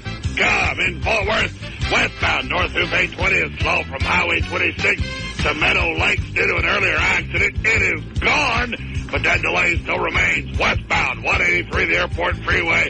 It's slow from Euless, Maine to Precinct Line. Same problem. A wreck that's gone, but the delay remains. Southbound 67 Marvin D. Love just before Hampton Road. Expect delays due to a 3-vehicle pileup. Southbound 635 LBJ at Oates. Watch out for some wood debris laying in the roadway. It looks like somebody dumped some pallets. That's causing a backup to Northwest Highway. Eastbound I-30 East Earl Thornton. Traffic is solid back to the Trinity River Bridge due to an earlier accident that's causing heavy delays. There's a trailer in the roadway westbound I-30 East Earl Thornton at the Fair Park curve. That is blocking the left lane. This report brought to you by Randall No and the Texas Lottery. Look into rope and Texas-sized winnings. Play boots, buckles, and bucks. The fun new scratch-off game from the Texas Lottery. You can win up to $50,000 playing boots, buckles, and bucks today. That's traffic. I'm Jonathan Dodge in the new 105.3 FM's White Lightning. Thank you, Jonathan. We should have some more showers moving in tonight, just about sunset like we had last night, 75 for the overnight low. Then tomorrow maybe some showers again, 91 for the high. That's where we are now, 91 degrees at the Talk that rocks Texas, the new 105.3 FM Talk. So why is that bad I got laid? That's not bad. It's just the way you met her. It just seems kind of... Oh, all right. Doing something. All right, so I walk out of home, and where was I coming out of? But you solicit. Toys R Us. I walk out, and she's there, and I go, oh, no, I don't want to talk to you because you're hot, and I happen to be doing something nice. So there's no way that I should solicit. I didn't solicit anything. You did. You got on the air and asked people. Because the married chick called up, and you went, I don't need any help. I didn't need any help. I didn't. I know you didn't. I walked in, I bought the But you kept hinting that hot chicks can come out and join you, can help you, because you're not really good at picking out things. I'm not, but I picked that out. Hold on a second. Dan, you still owe me $50. There's no reason why I shouldn't get sex off of that.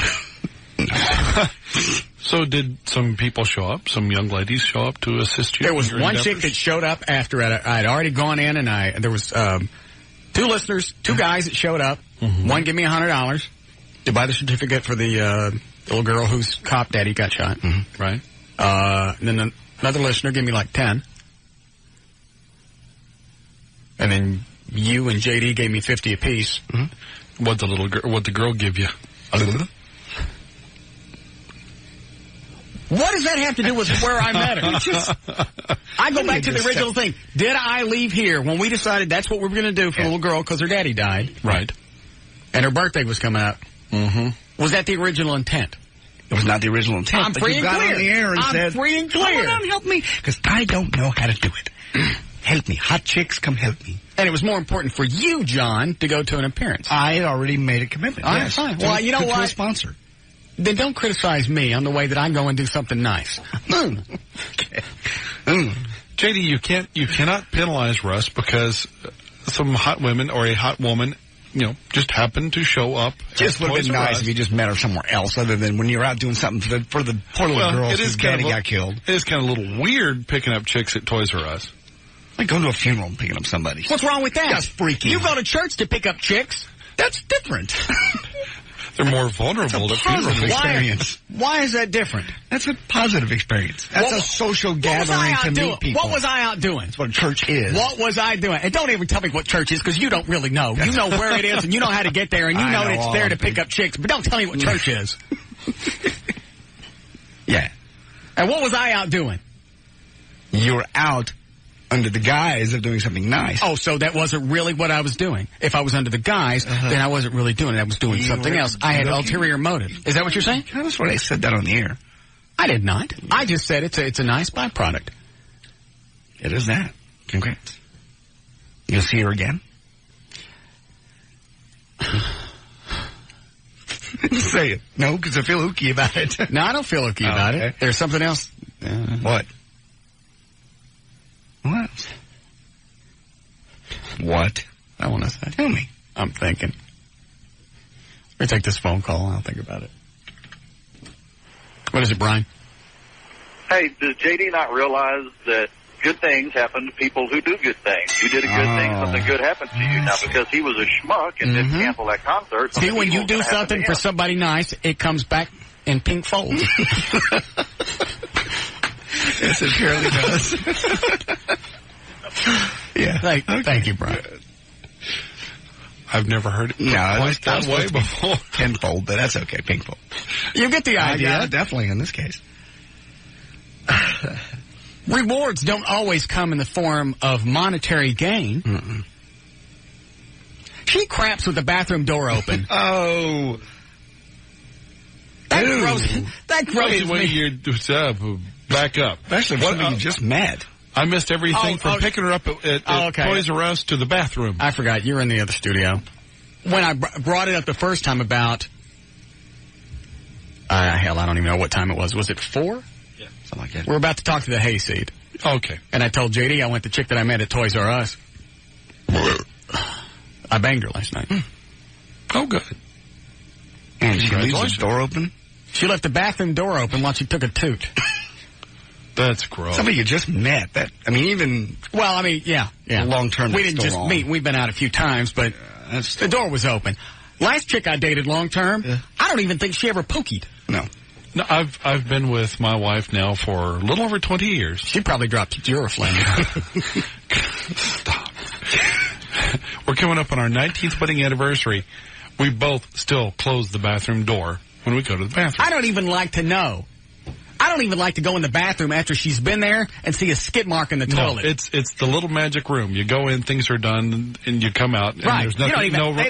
They don't even sit down. They walk into that room, and somehow it's filtered out through their pores, and they walk back out. They don't actually sit down and go. Good face. I just don't visualize chicks going in there and picking up the newspaper and sitting down and. You look like my dog out in the backyard. Did she try to talk to you at all? Because that would even wig me out more. From the bathroom? Yeah. No. Oh, you just left it open. I put the pillow over my head so I couldn't hear it. Yeah. But it reverberated because the actual toilet part of the master bathroom, the toilet's in its own little room. Mm-hmm. So it kind of reverberated off the walls. You get that.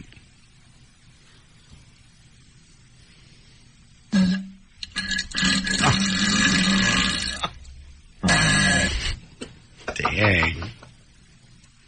That's nasty. I know. I don't think there'll be a... Because then they come back and hop in bed. Yeah, that's a shower needs to come after that. So, even though we were done, I just didn't really want...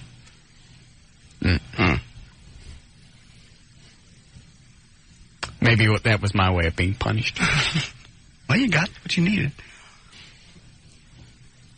Well, why would you leave the door open?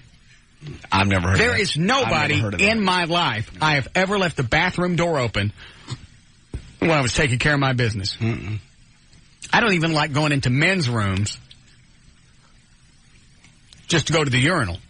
Yeah. Just leave the door open. I never did that, even married. Ever. Gonna go to the movie later? Because I love to go. Did you see Friends? I think Rachel's pregnant.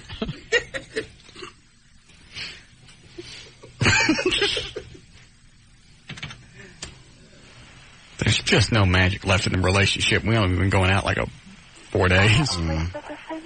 What is it, Patricia? Yes. What is it? My boyfriend, he is so disgusting. He used, when I would go to the bathroom, he would try to pick the lock and make me nervous so I couldn't go. Oh, well, that's not because we wanted to see you. That was just to piss you off. I've done that too, where you go up and they're in there and you're going... Oh, my God, that is so terrible. I need to jiggle a knob. I got the key. Yeah, I'm about to open the door. Here it comes. No! Got the camera. That was me doing the no thing. Yeah. Well, I used to do I? We just, that's a guy thing just to piss you off. We don't really want to see anything. No, and he would try to come in and sit on my lap while I'm trying to do it. Okay. So I don't know that that's really trying to piss me off. Yeah, that it is. Because that's actually kind of funny. And And then he'll leave like his little behinds when I go into the bathroom. Yeah. And I'll lift the commode, and it's sitting in there from the previous day. And he's like, look, because I love you. Yeah. Like, he's disgusting. That was funny. He's probably listening right now, actually. How long you guys been dating? About 2.5 years. How long before he started leaving the logs, just little notes? Actually, the second day. Jeez. It's pretty gross. Yeah, he's still in kindergarten. Yeah. I'm going to start doing that. I do it for the realtor. I don't do it for chicks. All right, thanks, Patricia. Get you some little toothpicks with flags on them. Little messages that you can just poke in the top of it and leave for them. Make it like little boats. Yeah. Little sail. Yeah. What is it, Al? Hey, what I was wanting to know is, was she on top before this was all taking place, is before she had to go do her toot? I don't understand the question. Well, you said she, after you were through having sex, that she went and had done her toot in the bathroom? Right. Well, was she on top or were you on top? I don't remember. Why? Well, I just wouldn't want to know that something might accidentally come out. It didn't. Oh, okay. That would have been the thrust of the story if that had happened that way. You see how that works? It's on the way you tell it. Okay, well, I'll just see if it's... Practice. It's a delivery. Yeah. What is it, Debbie? Yeah, I love you and all. I think it's hilarious. You take such pleasure in broadcasting for hundreds of thousands of people the sound of your own poops and dukes and farts and everything, and you whine about hearing a chick do it just a little bit. I mean, what's up with that? You expect it out of a guy. You don't expect it out of a girl. I have never... I heard one girlfriend toot one time, and she just turned beet red. Lost it. It caught both of us off guard. It's human nature, though, man. I mean, I know, but chicks normally cover that up. I don't want to think of somebody that I like or I'm attracted to. I don't want to think anything ugly comes out of them. Well, you know, some chicks don't. Well, I know, but I don't even like looking. I think it was a cruel joke that God played on us. It gives women's really pretty asses, and its actual function is for something totally disgusting. Right. I like that she goes in there and it just vaporizes somehow. I wish it worked that way. That's what I think. I never ever have imagined or visualized a chick going in there, sitting down, you know, dropping your little skirt and going, or wondering if it's coming out sideways. Oh. God forbid you should ever accidentally walk in on one. No. Thanks, man. Yeah. Because it's ruined everything now. I don't want her back in bed. You don't? Well, no, not after that, no. She came right back and crawled back in bed? Yes. Naked. So it's not like, you know, you were even protected from her undergarments. Yeah. So there was like a barrier between her and me. And she tried to fool around any after that? No, we were done. Okay.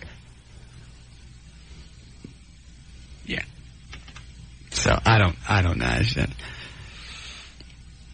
And if I bring it up, it's not going to do any good. No. Because the damage has already been done. Because I can't forget that. The mental image. It's like that time I was having sex with that chick and she was sitting on top. She was having an orgasm, but she was going, I went, all right, here it comes. She's going to drop on my leg. It's not pretty. You just keep waiting for that. Yeah. You're like, oh, boy. He's like, yeah, with all it's lost a moment for you, too, because you can't concentrate. Okay, I'm done. Thank God it was a big one. It cleaned me up. The reflection. Splashback. Yeah, the reflection splash. Good, you're on the air. Yeah, tell Russ that could have been a queef. It may not have been. No, it wasn't. Hello? Getting tons of those. Are you serious? Yes, just one right after the other. I'm going as fast as I can. And they're saying what? Same stupid jokes. You sure it was her really going to the bathroom and not the... You know what? Right, it's disgusting. It doesn't need a punchline. She went in, she left the door open. I don't need your funny little queef jokes. Yes, hello? It doesn't need a punchline. She went in. That's right. All right. We're about on time, aren't we, Eddie? Just about. All right. I got to go tinkle. Anybody want to listen? No. Stay here. All right. Take a break. We'll be back.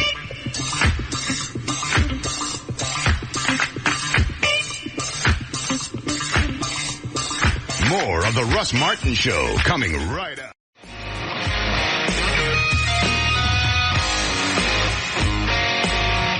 Call Russ now at 214-787-1053.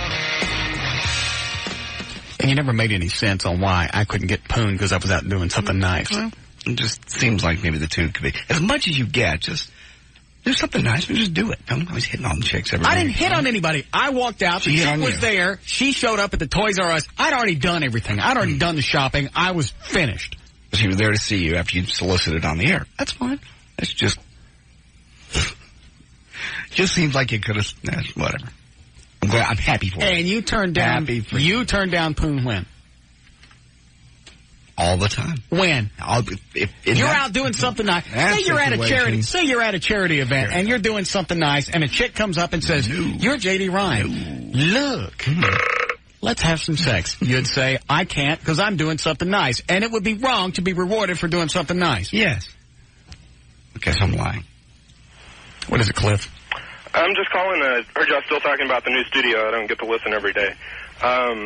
Worried about. How you deal with the midday show, messing with the equipment, and salespeople coming in. We get to live vicariously through you how you deal with these people and get back at them. Right. Where, that opportunity will be gone if you've sort of created this safe haven in the other. Oh, no. In fact, the new studios has a whole plethora of things associated with it. We got a TV station across the street. We got another radio station. What is it? KR... Wild 100. We have a whole lot of things to mess with over there. Oh, there'll be plenty of people for you to wrath upon and things like that. Yeah. Okay. So don't worry about that. I didn't know about that. All right. By the way, there's some new pictures on the website of the studio. Okay. All right. Yeah, there's always a trial period where things are not going to work like they're supposed to. Despite all the testing, they test things a million times. Doesn't matter. Things won't work the way you want them to work. I think they'll probably get that studio right, only because they've designed this one from the ground up. Right. When this station became a talk station, they had to come in and make changes, and the studio wasn't really wired to do what we wanted it to do. Now they know. Okay. And there's anything that you guys want, you go tell them now. Don't get over there and bitch and moan because something doesn't work or something's not laid out the way you want. I went over there during our vacation, and there were a couple of things I didn't like. Mm-hmm. And when I'd like to move this here, and if you can do this, I'd like it over here, and blah, blah, blah. I'll see, that's what I was concerned with. Microphones being in the wrong places, things not being arranged the way you wanted them to. They've asked from day one, where do we want things? So if you have any desires, now's the time. Okay. Why all of a sudden they come, because, who was it? Was it either Reed or Bob? Said, now's the time because with that new studio, we've got an open checkbook. I don't know where this money came from because 6 months ago, they're going, we've got to take all this shoddy equipment from here and move it over there. Right.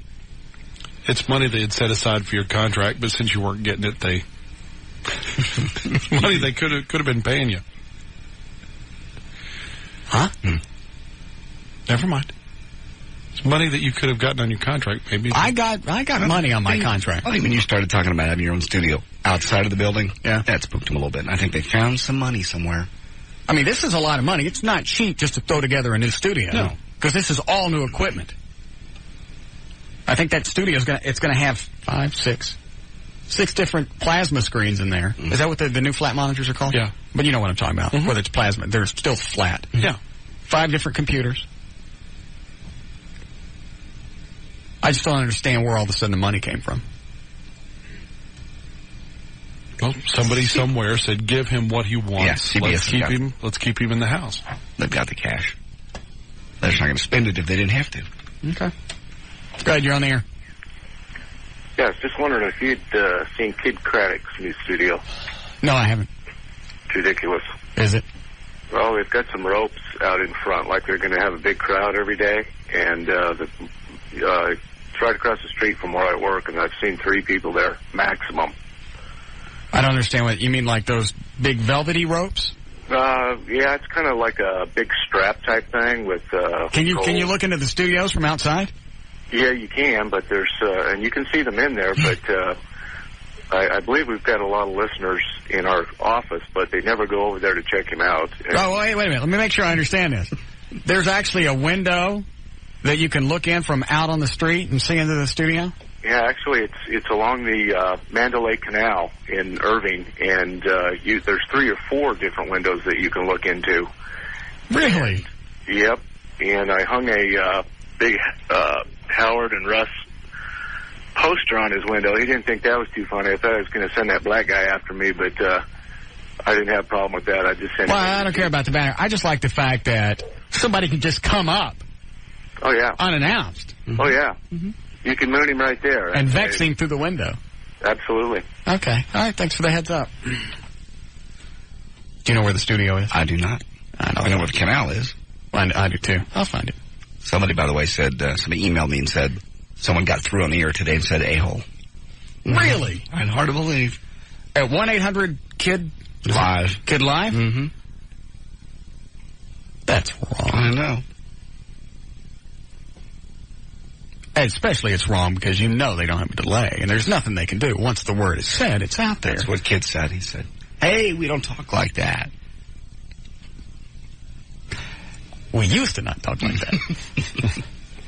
I just got a call from one of our brethren at one of our sister stations. They are building right now another studio. They're building a Cowboy radio studio. They're building a new studio for them. Cowboy who?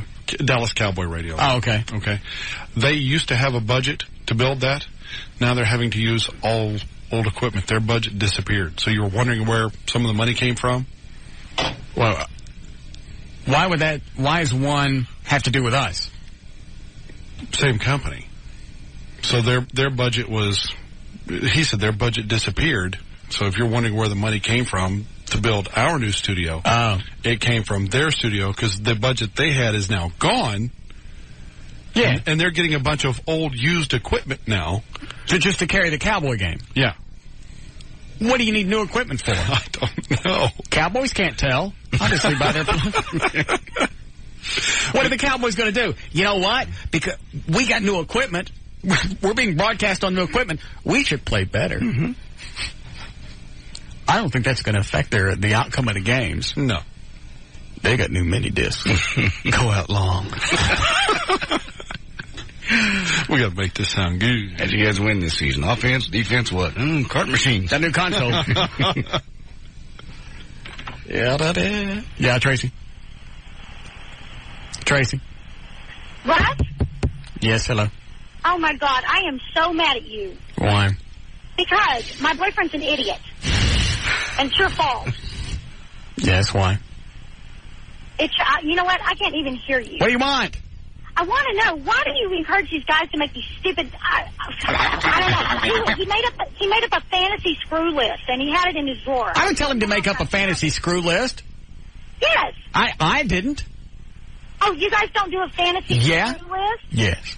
I didn't tell him. One up, and he put it in his drawer, and I what do you care? Because Russ Martin made it. What do you care that he's got a fantasy screw list? Well, I care. That's very disrespectful to me. Why? You don't fantasize about other guys? No, I sure don't let him down if I do. All right, so you do fantasize about other guys? No, I never said that. So how come the fact that he has one, and he sure shouldn't have it in our apartment. How did you find it? I was cleaning the house since he never does. You were snooping. No, I was cleaning. You were There's snooping. a difference. No, you were snooping. I was putting his laundry in his drawer, and it was in there right on the top. Just like he left it there for me to see it on purpose. I didn't happen to be going through his ass. Of course, I had to pry it out with a crowbar and get down there to it, but I accidentally found it. No, I was putting away his stupid laundry that I'd been doing all afternoon. That he keeps in his safety deposit box. That's where he keeps his underdrawers. No, I don't. All right, so what did you do with the list? Well, I threw it away. What do you think I did with it? I told him not to make another one. He said fine, he wouldn't, but he said he got the idea from you. So it's my fault. Of course it's your fault. He wouldn't have even known. Why are you so insecure? You know what? He's going to fantasize whether he writes it down or not. Why are you giving him a hard time? Because he shouldn't have written it down. That's rude. And since he got the idea from you, I would appreciate it if you wouldn't put that kind of crap out on the air. What's wrong with you? What's wrong with you? Why would you? Nothing's wrong with me. You know what? I encourage people to have fantasies. You encourage them to write it down so their girlfriends can find it? I don't like that. You wouldn't have found it if you hadn't been digging around. If he'd do his own laundry, I certainly wouldn't have found it. So, you go I through told his, him not you to go, do another one, and he said he wouldn't. And he said he got the idea from you. So please stop putting that crap on the airways so that, you know, these stupid idiot guys...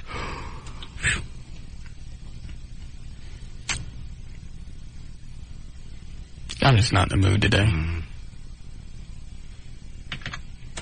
What is it, Jennifer? Hello? Yes, Jennifer?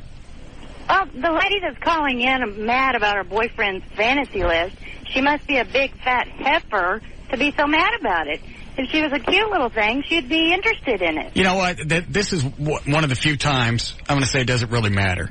Because even hot chicks get really insecure about stuff like that. Whether you're fat or not, it's just, that's an insecurity thing. It really has nothing to do with the way that you look. Because I've dated chicks like that before that I actually had to hide Playboys in case they came over. Why are you looking at that? Why am I, how come I'm not enough? It's like you don't understand. I'm kind of flushing you out of my mind, so when I look at your nasty cans again, they're new. Exactly. I had the one walking through the mall. Thank you, Jennifer. Glanced over at the Sports Illustrated calendar in a bookstore window. What are you looking at? What is that? It's a calendar. Mad the rest of the day. Nut, and she was hot.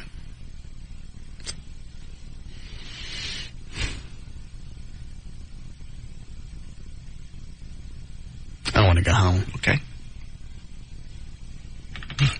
I'm just in one of those moods. Just kind of want to take the day off? We've never done that. Why don't we just take the rest of the day off? We're going to run what for another hour and 40 minutes? Yeah. I just kind of got up today. Maybe it was that chick that pissed me off. Yeah, you started I haven't even played that tape back yet. You started the day off angry. It takes a lot of energy, and you start screaming at somebody at 8 o'clock in the morning. I didn't actually scream at her.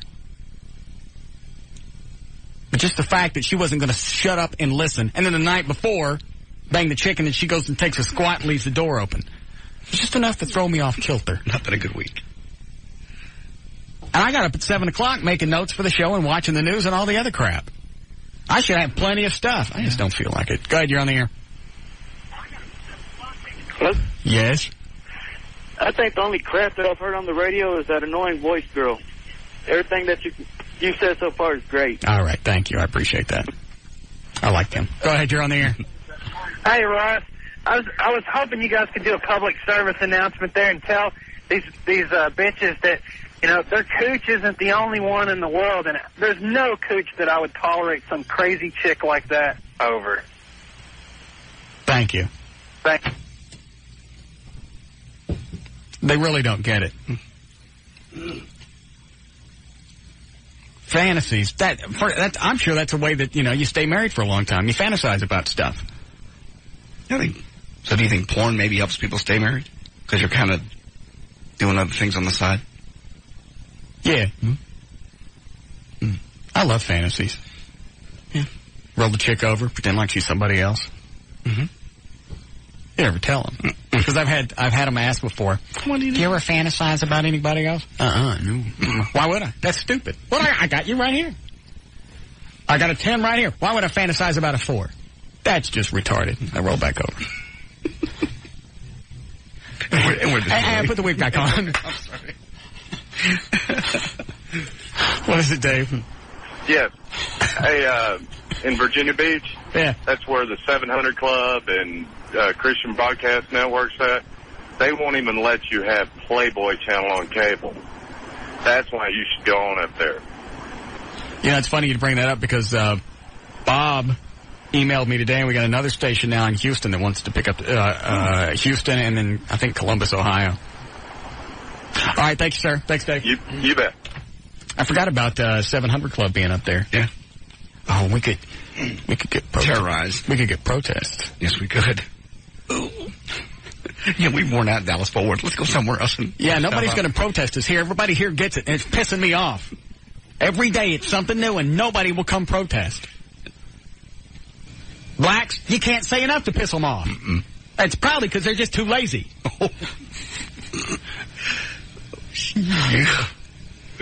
Nothing. Damn it. Have phones across the room. Hispanics don't call in. Why is that? Leaf blowers are too loud. That's too. Hey, Russ. What is it? Yeah. I wanted to say that my wife not only allows me to have a fantasy list, but she ordered Playboy for me. That guy, you need to find out who that guy is and tell him to dump that bitch. See, that's a good, thanks for calling. That's a good point. When you got a chick, take your insecurities, find out what he likes, and actually go do some of that stuff with him. Yeah. Get on the internet. I would love it if a chick would sit there right next to me and surf the internet for porn. And, you know, you could diddle each other with your fingers and just stuff like that. It's just something different to do. I've heard of couples that do that. I've never done it. Please. That's a private sort of thing. Surfing the net? Yeah. I like to do it. Have you done it with a chick? Kind of once. Not really. But she was there while you were looking? Sort of. Oh, okay. Under the guise of, hey, look at this. Yeah. Right. Look. We need a break, Eddie. Go ahead, you're on the air. Hey, bud. Yep. Same thing. My wife, I went to the mailbox one day, pulled it out, Playboy. Where'd that come from? Ordered it for you. We'll be at the mall, walking along. She'll say, I know you're looking at her. She's sharp. She's hot. It's kind of cool. Yeah, I think chicks are more apt to be okay with it if whoever you're fantasizing about isn't obtainable. You know, like if you're fantasizing about, you know, like with our fantasy screw list, we got Alyssa Milano and people like, chicks would never have a chance with. I think there are with that. If you're fantasizing about somebody she works with or somebody that you actually could get, I think that's where they start wigging out. Yeah, not good. All right, thanks. All right, we'll take a break from simulating conversation. Be back. More of the Russ Martin Show coming right up. Who was that on the hotline? It was a young lady from one of the promotions companies that I deal with from time to time to get people on the show. How'd she get the hotline number? I don't know. Probably from one of the past guests that we've booked through her. Yeah. I mean, she calls me all the time, so she's got it. So I would assume she just looked it up. Yeah. She wanted to know if this week, if you wanted to have Dennis Quaid on the show. He's going to be in town Sunday. Which one is he? Tall one? Yeah, he's the one that just had a movie out, The Rookie. The one married to Meg Ryan. Oh, okay. Yeah. What about looking one of the pair? Right, not the who's the other one? Randy Quaid. He's the one that looks strange. Yeah. Merry Christmas, crappers full. Got it. He's going to be in town for an event on Sunday out at the Texas Motor Speedway. Doing what? It's a charity event. Carol Shelby's going to be out there with all the... guy from All in the Family? No, Carol Shelby. Oh. Race car designer. He's going to have some of his cars out there. Some of the Shelby Mustangs are going to be out there. Gloria? Yeah, Gloria will be there. Go ahead, I'm sorry. They also wanted to invite you out. To the Motor Speedway? Yeah, if you wanted to come out and just drive a car. They're going to move it any closer to Dallas? No. I'm not going. It's too far. Not that bad, really. Yes, right it out is. 114. I know, but you drive, and just about the time you think you're there, they move it another 20 miles. Not really that far. Yes. It just seems that far. You know why? Because it is. Why? All right, so he just wants to come on and promote the event. Yeah, it's a charity event, so he agreed to do a couple of radio interviews, and they called and said they want to have him on this show. Does he want to come up, or is it a phoner? It's going to be on the phone because he won't be in town until Saturday night. What's his band? Oh, it's Dennis Quaid and the Sharks is the name of his band. Did he do Jaws 3? Yes. 3D? Was it 3D? 3D, yeah. Well, not all of them can be hits, okay? The Rookie did really well in look at today's show. Today is our 3D show.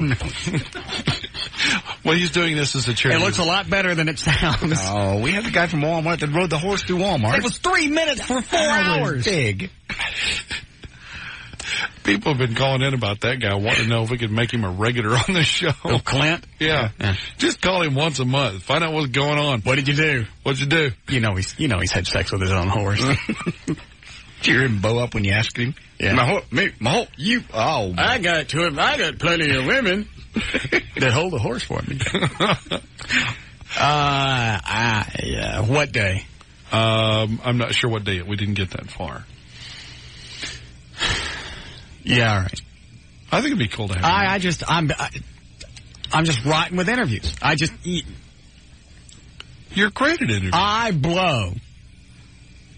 I don't think so. You ask questions nobody else will ask. It's good. You get people like Ed Asner they call us and want to be back on. And it's because you don't interview like an interviewer that people enjoy. I don't need you guys to kiss my ass. I'm being honest. Most people just... Well, good. Keep going. Most people even don't know they're on the air because it's such a casual atmosphere. It's more like a conversation. Well, they probably think when they call in, they're thinking, all right, this is boring as turds. I must have called everything around. I must have called right in the middle of a great big turd fiesta. The good stuff's going to start when we go on the air. I got to be talking to the off-air producer, must be, because nobody would talk like this. He's just taking notes. Yeah, I'll let him call in. Okay. I wish he'd come up. I want to smell his fingers. Where they been? Meg. Absolutely adorable. He's already found somebody else. It seems her love life has gone all to hell, and was she the one that went and got banged by Russell Crowe? Mm-hmm. Yeah. And then he dumped her for somebody else, and... What an absolute waste. I mean, just that Russell Crowe guy, that's still something else that I don't get. That big dent in his forehead or the big bump. You got he's got a marble under his skin. You got that much money. Get that thing buffed out. It's just power. It's Hollywood power. It was part of his charm now, is that big lump. Yeah, women probably think it's sexy. You can't get rid of it now. No. Because then people would all go, hey, what happened to your bump? Mm-hmm. You know, if you're going to have something, either make it a mole or don't. Because you look at it, it's like, no, it's not. It's just a flesh tone mole. Yeah, color it in. Go all out. Get gaudy with it. Make it one of those Aaron Neville things. Pierce it. Put a ring through it. Just glue a great big Oreo to the front of it. Stick a Lincoln Hood ornament sticking out of it. Go ahead, you're on the air. Oh, actually, dude, I just had a question. That wasn't even radio worthy, man. Well, go ahead. I just want to know who your program director is, man. I wanted to work for you kids. Bob McNeil.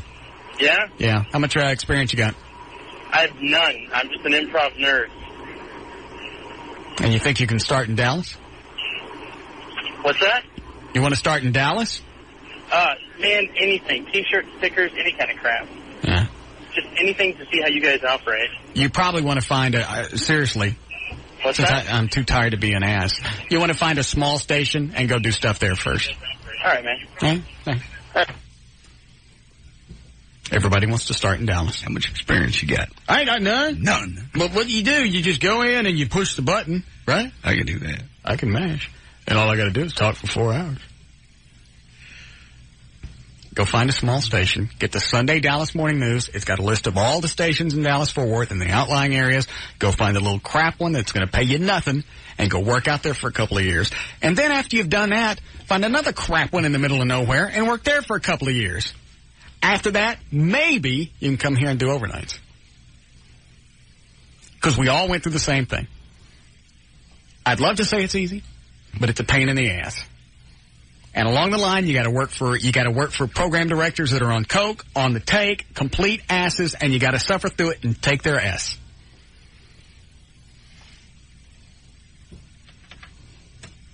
Yeah, is it Caitlin? Mm-hmm. What can I do for you, sweetie? Is this the same person? How old are you? 12. Oh. What can I do for you? Well, my house burned down, and we're like almost done fixing it. How did it burn down?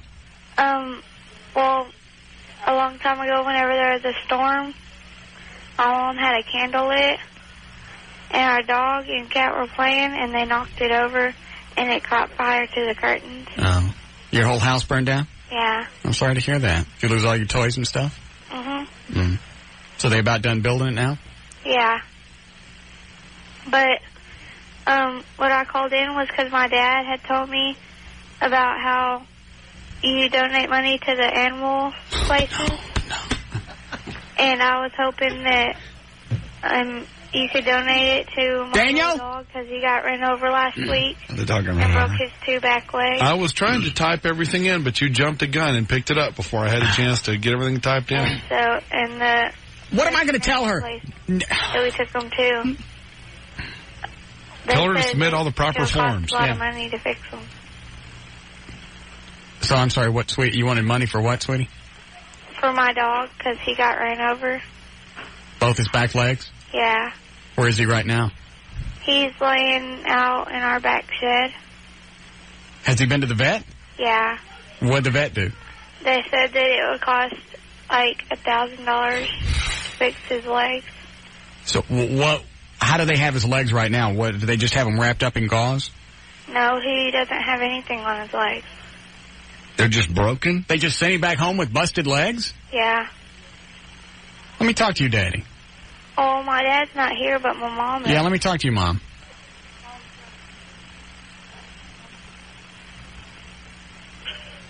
Hello? You guys took your dog to the vet, and he's got broken legs, and they just sent the dog back home. Is that right? Well, they said that I asked them if they'd work out a plan with us, and they said that they couldn't. And so I've called different shelters, and I've called the Humane Society to see if maybe they could help us out, because right now we're just kind of taxed because of the fire that we had in our home. Right. And we can't... So wait. Well, how did he send the dog home? Is his legs wrapped up or what? No, nothing. They let me pick him back up and carry him back out to my truck and just bring him home. Your dog has 2 broken back legs, and he's just laying outside in pain? Well, no. They gave me medicine that I could give him for antibiotics and then medicine for pain. And right now, I've got... I myself wrapped his legs. Because, I was raised on a farm, so, I know somewhat, but, other than that, I don't know anything. And I've called, several different places. I hate to put her down because she acts like she's still with it and everything. Right. She wags her tail. She's a happy dog, and she's... Okay. All right, hold on. I don't have the barrel all the way in my mouth yet. Hold on. Dang. Where did that come from? Dan. Yes, sir? Why do you do this to me? I was trying to get it all typed in so you'd have the option of picking up or just ignoring it. Dan. And you jumped the gun. All I got in was her name. All I saw was Caitlin, and I picked it up. I trust you. Now, what do you want me to do? Tell him now. I don't know. All right, do this. Pick that line back up, get their phone number, and find out what vet they've been talking to. Okay. And see if you can get the phone number of the vet. Okay.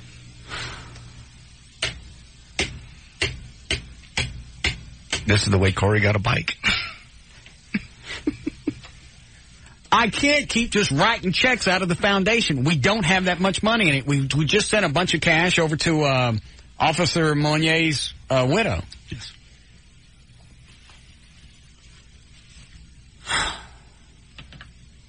What is it, Lee? Yeah, I'm still here. Yeah. What? Hey, these people that are always calling in asking for money and stuff, man, they need to just get off that. You've worked your way to the top and done your time and stuff. These people that are always wanting stuff like bikes and fix my dog and all this other stuff, hey, what about Russ? You've been nice and handed out money here and there and all this other stuff, but come on. I don't even think I would have said that. Everybody's got problems. Work an extra job or something like that. Why has everybody got to be coming to you guys with their hand out all the time? I don't know. And I knew when we started this foundation, stuff like this was going to happen. I was hoping that Dan would filter this crap out and I wouldn't have to mess with it. Now, we've had to go and spend $3,000 on a bike for a kid with no legs. Yes. Yeah. And this chick... Hold on. Oh, yeah, thanks. Let me clarify a little bit. I've been talking to the mom. Yeah. And the thing got a little twisted between Dad talking to the daughter and then the daughter talking to us. All right, I got it. Mom doesn't want a handout. She doesn't want us to pay the vet bill. It's just the vet that they have now will not work with them on this. Oh, so what they need is a better vet. A vet that'll work on like some kind of pay scale. Or not a pay scale, but let them pay it out. Let them make payments. It's just with having to have their house rebuilt and all this, they're a little strapped for cash right now. So we need a vet.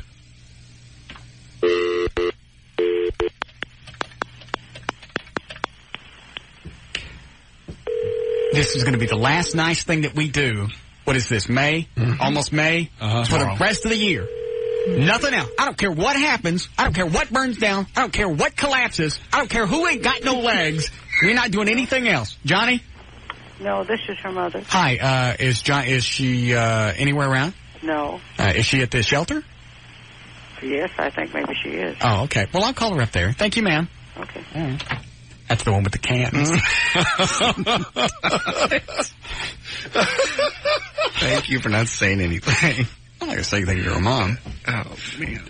Not to her face. All right. Do you have the phone number for the people? I'll get it now. I just hate the fact that what kind of ass vet... Yeah. I mean, I don't want to turn this into another great big warm fuzzy fest, but what kind of vet sends a dog home with busted legs? I don't know. Jeez. All right, we'll take a break and see who we can get a hold of. I should have gone home at 5:20 like I wanted to.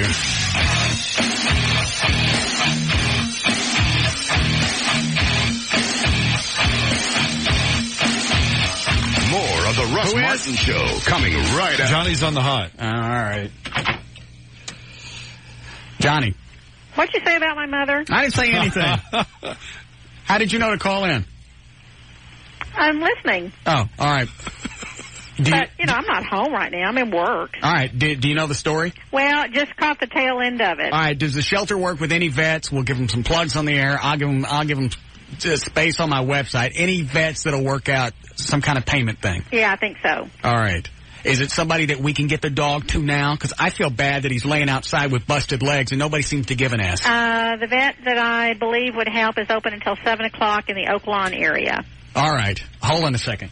Jesus Christ. Who's on the phone? Who is this? Caitlin? No, this is my mom. Well, Winona? Yes. Okay. What part of town do you guys live in? We live south of Arlington. Of course you do. All right. Do you have a car? Yeah. All right. That didn't burn down. They're not going to make 7 o'clock in rush hour traffic. I'll call the vet and tell his ass to stay. Just wait right there. Can you call the vet and tell him to stay there? Yeah. All right. Yeah, let me put you on hold. All right.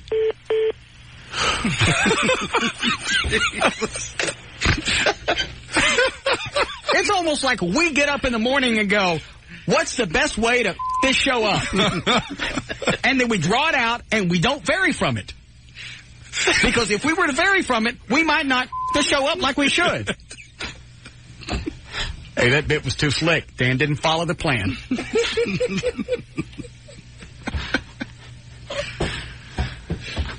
This is like an unedited movie. Yeah.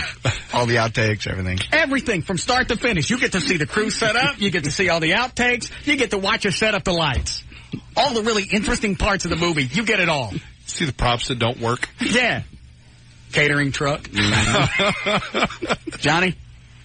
Probably still on hold. On hold. There she is. Hello? No, it just beeps while it's on hold. It's a trick. It make you think she's run back. It's like that trick at Hooters. They bring you out the forks and the plate. Right. 3 hours before the food gets there. Yeah. Like you're just getting ready to eat. Yeah. Oh, well, here comes the plate. So I guess it's time to... Oh, nice. That's more beef. Then they bring you the napkins. Mm-hmm. Tricked again.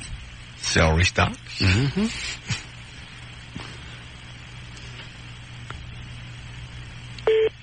All right, that's starting to bore me now. It was interesting at first. It don't have the same magic. All right, I'm going to put her on hold. Uh-huh. Pick it up and listen during the break. Russ? Yeah, what? Okay, I'm on hold. I'll call you back. Well, what did he say? Well, I'm on hold for him. Oh. You want me to call you back? Yes, call me back. Okay, bye. All right. I've got Winona's number. I'll give it to Johnny. Johnny can call her and they'll get it worked out. No, don't tell all that on the air. Now there's no reason for people to listen through the commercial break.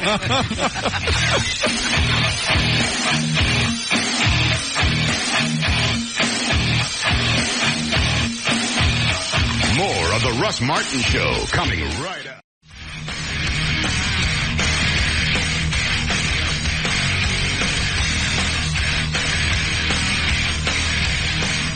618. Are we cool with the legal ID, Eddie? Yeah. All right. Eddie Boyd is here. Producer Dan Lewis. J.D. Ryan. Jonathan Dodge did the thing. All right, J.D., do your breaking thing, and then I'll find out what the hell's going on the phone. Okay, yeah, the verdict just came in on the Battaglia case, and he will be sentenced to death. Yeah. That's a shock. Good. Yeah, but with the mom's testimony, did you ever see any of her testimony or hear it? I saw some of it. It was just heartrending. And knowing that he shot one of the children in the back as she was trying to run away. Yeah. Yeah. I think that's the death. Yeah, I think that's great. Yeah, I don't care if he's a threat to society or not. The way he did it, what he did and the way he did it, you got it coming. All right, what's the story? Is Johnny back on the hotline? Johnny's back on the hotline. Yes, Johnny. Hey, Russ. Yes. Okay, I called City Vet, and City Vet is the clinic that took care of Natalie, that dog that was so badly injured that your listeners helped with her expenses. Dr. Chip Cannon is a wonderful vet. I talked with Barbara. Dr. Cannon was actually with a client, but I talked with Barbara, and she said they will wait tonight for the family to bring the dog, and they will work with them whatever way they can. Okay, hold on. Okay. Naomi. Winona, yeah. Whatever. All right. The vet's going to wait there. Can you guys get from South Arlington to what? Dan, where's the vet? I didn't even ask. Hold on, Naomi. Dan's checking.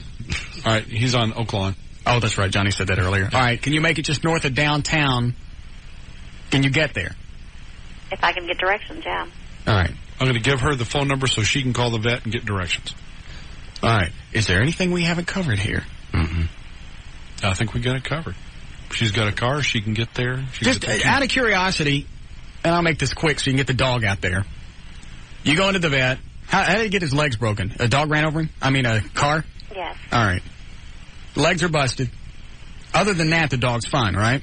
Correct. All right. So, like, he's not in a life-threatening situation. His legs are broken. Right. Okay. You take him into the, he or she? She. All right. You take her into the vet. They look at her, and they say what?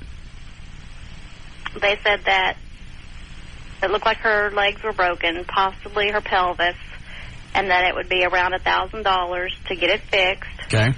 And I asked if there was any way that we could set up a payment plan because I only had about $300 that I could pay at that time. Got it. And he told me that, you know, $1,000 was the minimum. He said that, you know, after they go in and look at it, that, you know, depending on what they have to do, that it could range all the way up to $2,000. Okay.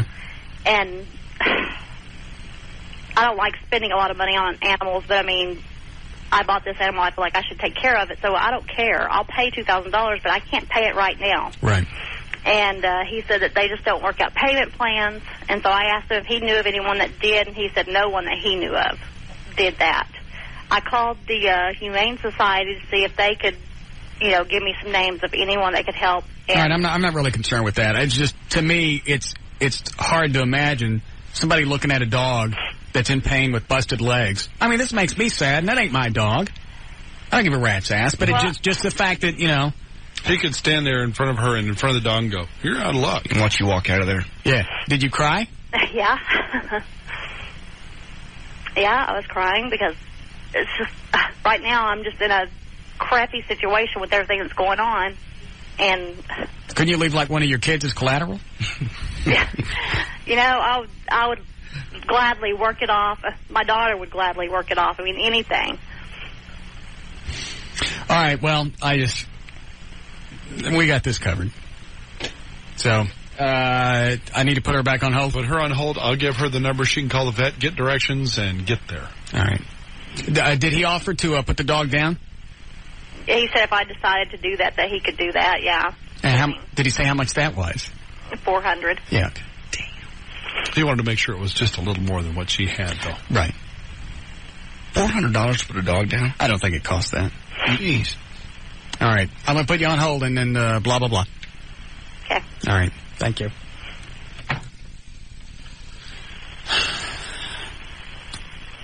Does that sound weird to you, Johnny? Well, if the dog has 2 broken legs and possibly a broken pelvis, yeah, easily $1,000 to $2,000. No, I'm saying that. But $400 to put a dog down? Yeah. No way. No way. I can't under 50, and I don't know how much under 50. 15 to 50, depending on the vet, but right. That's just not possible. Maybe with a private burial or something, 400, but not just to euthanize. I'm going to find out who the vet is and make a phone call later. Because that's pissing me off. I need to do that. It's absurd. And be a doctor. Yeah. All right, well, thank you for the help. Our pleasure. And I just want another plug for City Vet and Dr. Cannon and Barbara and the folks down there. They're great folks. I know they'll work with... What's his phone number? His phone number is 214-219-2838. All right. 214-219-2838. City Vet down in Oaklawn at Congress. All right. Well, Dan, stick that in the plugs for the next few days. Okay.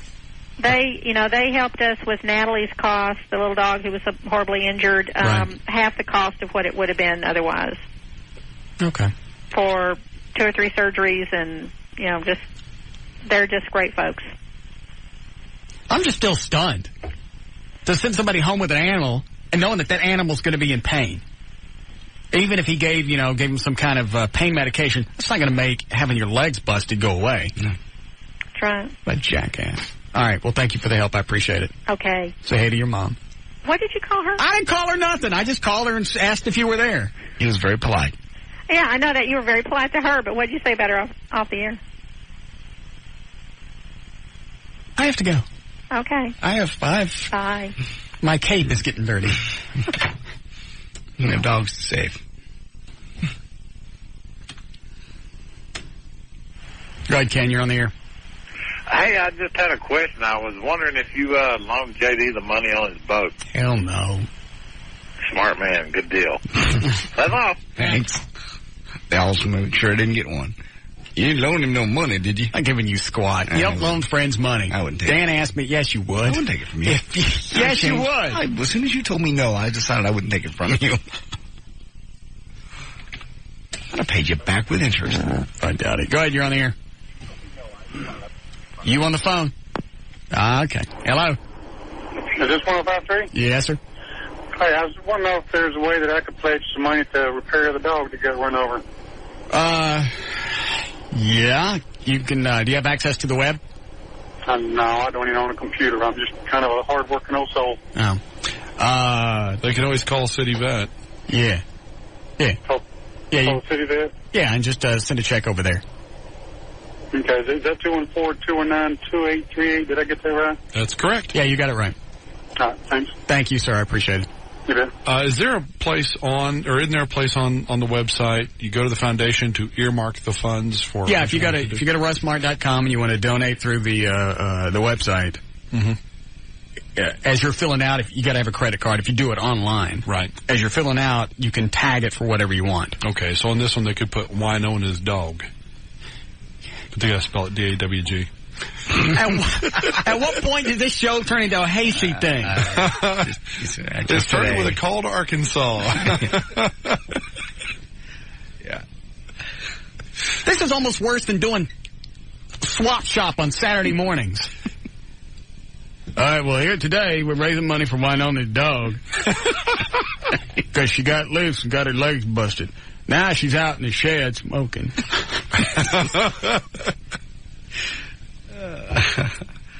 Yeah. You know what? Why not? Let's just give them all the money and get the dog an effing bike while we're at it. Be kind of cute. I don't know if she could grip the handlebars. This has got to really have to stop. I mean, with this, we can't turn into a clearinghouse for people with problems. Because now people are going to start topping each other with their stories. Yes. This one just pissed me off because it's like if you're a vet, hopefully you're doing it for more than just the money. I don't know how, like I said, I don't know how a vet can watch somebody carry a dog with broken legs out of the front door. Anyway, no big deal. Oh, we can put it down for you. That'd be $4 bills. Jesus.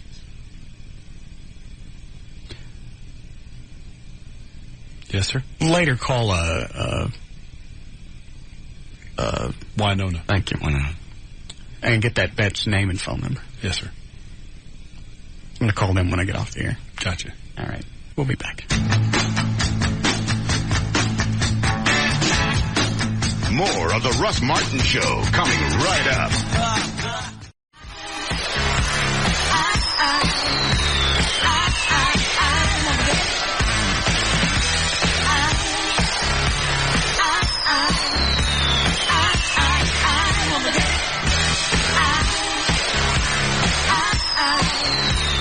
All right, 6:37. J.D. Ryan is here. Producer Dan Lewis, associate producer Eddie Boyd, Jonathan Dodge is in the thing.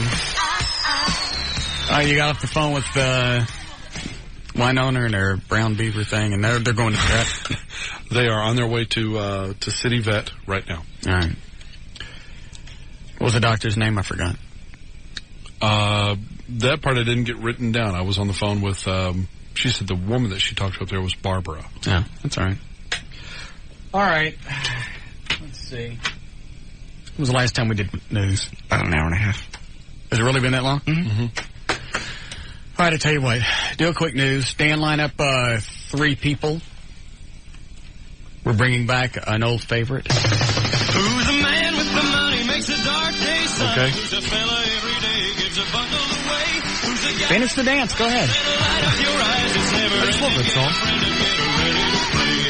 Did I tell you who this was, JD? Alan Thicke? Yeah. It's the Wizard of Oz. The odds are that you'll be a winner today. I like that part. That's great. All right. Line up 3 people for that. Okay. We'll be reading true and false stories. They'll have to figure out if they're real or not. All right, you ready? Mm-hmm. All right. Eddie doesn't have my the news music loaded up, so you have to use this.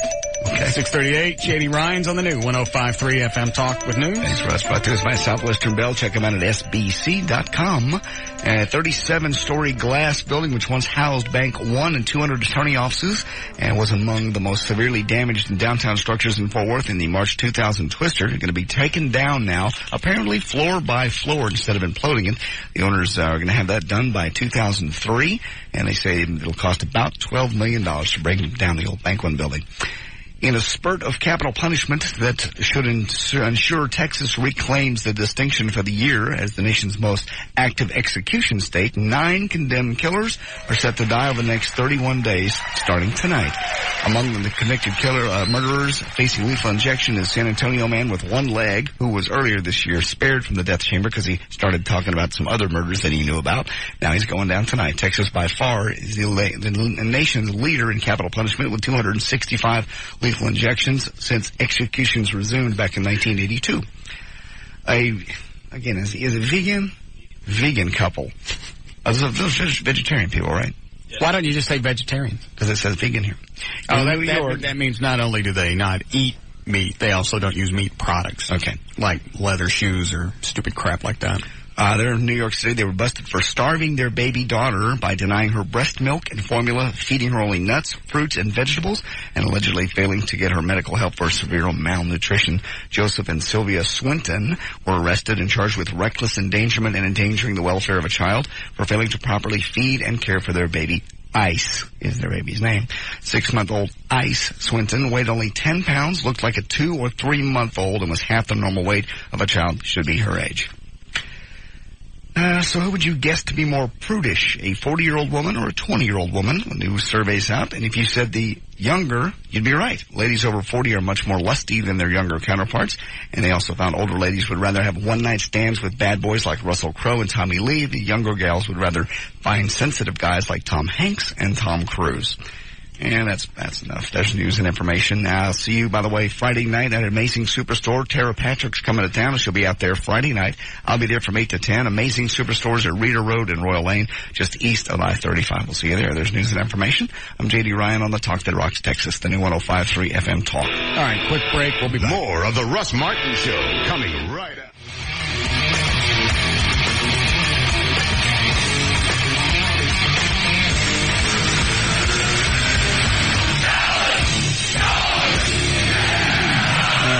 We ready, Dan? We are ready. All right, kick it.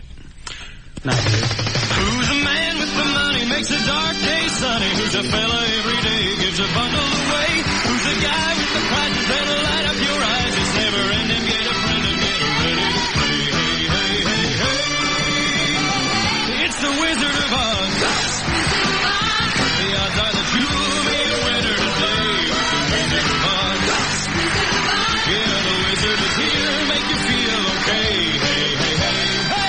right, Tim, welcome to the show. What do you do for a living? I'm a cameraman. And for who?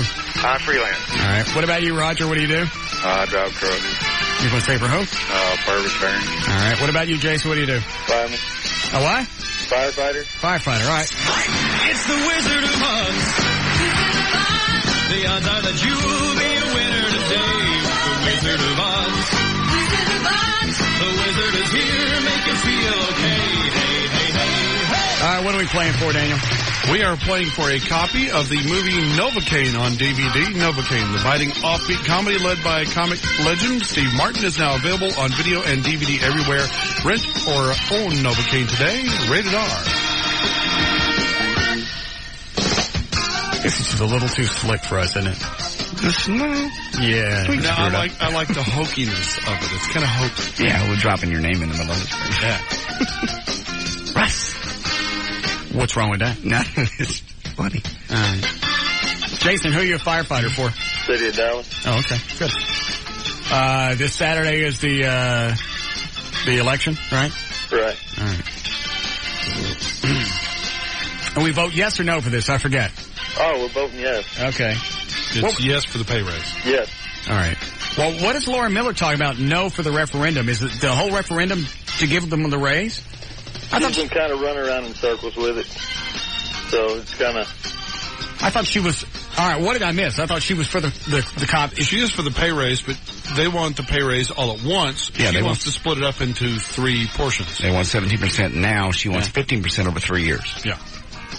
Oh, okay. 5% increase per year for the next 3 years. All right, well, that's throwing me off. All right, here we go. Here's the way this is going to work. I'm going to read some stories. It'll be up to you guys to decide if these odd stories are true or false. Here we go with the first one. Stevie Nicks called Lindsey Buckingham the Ayatollah Khomeini, or is it Khomeini? Either way. When they broke up. So, to get her back, he played an entirely different song while she sang Rhiannon. He also flapped his arms and even kicked at her on stage. Odd story, true or false? Tim, which way? I say it's true. True. And what about you, Roger? True. True. And Jason? False. The story is true. Tim and Roger get a point. Nothing for you, Jason. At one point in his life, rocker Ted Nugent became totally enthralled with belly button lint. He actually had to take several hours of therapy to overcome it. Eventually, he sold his 2-pound ball of lint. Odd story, true or false? Jason? True. What about you, Roger? False. And Timothy? I say it's false. The story is false. Thank you. You keeping score, JD? Yep. Tim and Roger tied up with 2. Jason, none. I thought Jason got a point on that, didn't he? No. Oh. All right. Let me see. Boomtown rat Bob Geldof would catch mice in a shoebox. He would shake the box to stun the mice and then throw their motionless bodies out a window to watch them splat on the ground. Odd story, true or false? Which way, Timmy? Bob Geldof's a weirdo, so I have to say that's true. All right. What about you, Roger? Yeah, I'd have to agree with that. True. And Jason? True. The story is actually true. Everybody gets a point for that. Paul McCartney being the sexual... No. I'm starting again. Paul McCartney, being the animal lover that he is, had to shrug off the sexual assault from an adult male chimpanzee. After the attack, he had to sell the handmade canvas overcoat he was wearing because the monkey spooge ruined it. Odd story, true or false, Jason? False. Roger? Well, Paul McCartney hangs out in a strange place. I have to say it's true. And what about you, Timmy? I say that's false. The story is actually false. Which one's the ending one, Eddie? This one? Yes. All right. Gene Simmons of Kiss once collected an entire walk-in closet of underwear from the women he had slept with. While going through them one day, he realized that 99% of them had skid marks across the bottom. Odd story, true or false? Jason?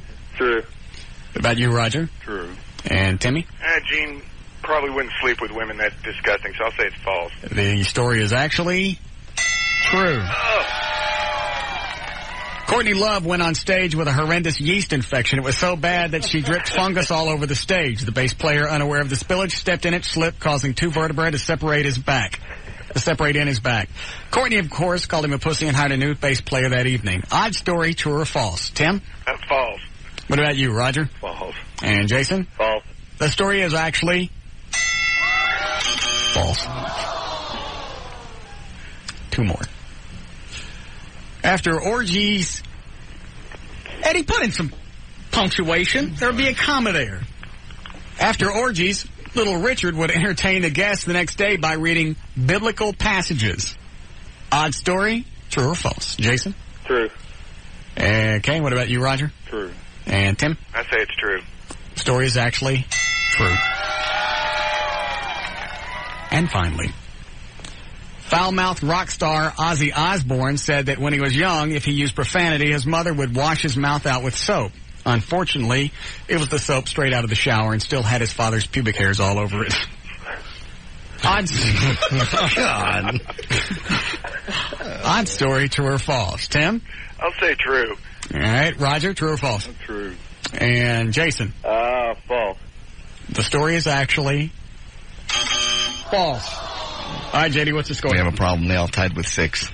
All right, good. We got stories left.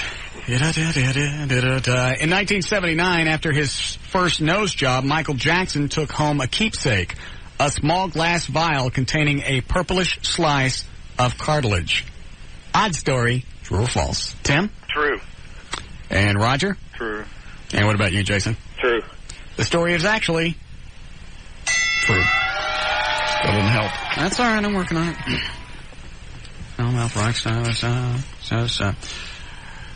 Yeah. Clara Blandick, the actress who played Auntie M in The Wizard of Oz, was in such pain from arthritis that she took a bottle of sleeping pills and tied a plastic bag over her head to end her misery. Odd story, true or false? Tim? True. And Roger? False. And what about you, Jason? True.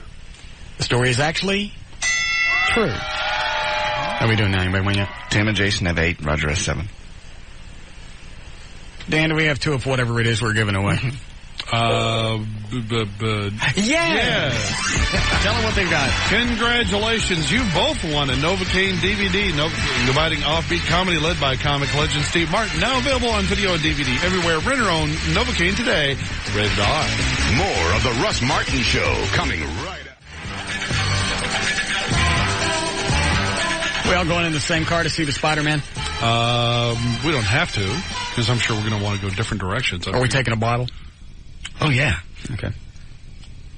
I assumed everyone would take their own cars to go their own separate ways afterwards. Oh. All right. Yeah. The location is secret, but it's going to put a couple of us close to home. Yeah, it's only media tonight, right? Mm-hmm. Media only. So we can talk the movie up for a couple of days. Yeah. Be hanging out with Gary Cogill, no doubt, from Channel A. Maybe Bobby Wygant. Maybe Bobby. Hold on, I'll take this and we'll get the hell out of here. Go ahead, you're on the air. Hello? Yes? Is this Dan? Russ? Russ, hey. Yeah. Oh, no. Need... What? Turn the radio down. Oh, okay. No, I didn't mean to get on the air. I was just wanted to tell JD that I got a call from the new help people, and they said that I could do a spot for them, for you guys. So that's all I wanted to ask. Could have emailed me, but all right, thanks. All right. All right, what was that? They're just having some people, the 1-800 new help people, having people that they'd helped come in and do commercials. Oh, and she was calling you on. No idea. Could have emailed that. On her own. That sounded like Kathy. And their name from Save Our Stern? Yeah, it did, sort of. Maybe that was her. Nah, she knows better than to call on the air. She's freaky, but not that. Yeah. Just people think they can just call up and talk. What are you giggling at, man? This email I got from a listener here, I printed this out. I'm going to give it to you after the show. It's things I've learned from the Russ Martin Show. Oh, God. You need music? You want me to read it? Yeah, go ahead. Okay. Yeah, a little music would be nice. I see what I got. Hold on. Is that too upbeat? It's a little too upbeat.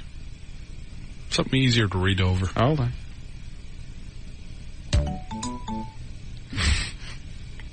Just read the damn thing. Okay. Things I've learned from the Russ Martin Show. A kid from the Grove can grow up to have the biggest house on the block. Okay. No matter how old we get, Batman is still cool. All right. Cans don't have to be big to be nice. Thank you. Preaching isn't just for church anymore. There we go. Making fun of everyone somehow brings us all closer together. Amen. You can actually form words while burping. Mm-hmm. Hidden cameras in the bedroom are for security only. If you finger someone in Mexico, you'll be forgiven in America. I'm talking about. You can get a gun into Cancun, just not home again. Praise the Lord. Jenny Jones is a lying bitch. Yes. You can have a mullet and still sleep with porn stars. Free the ducks.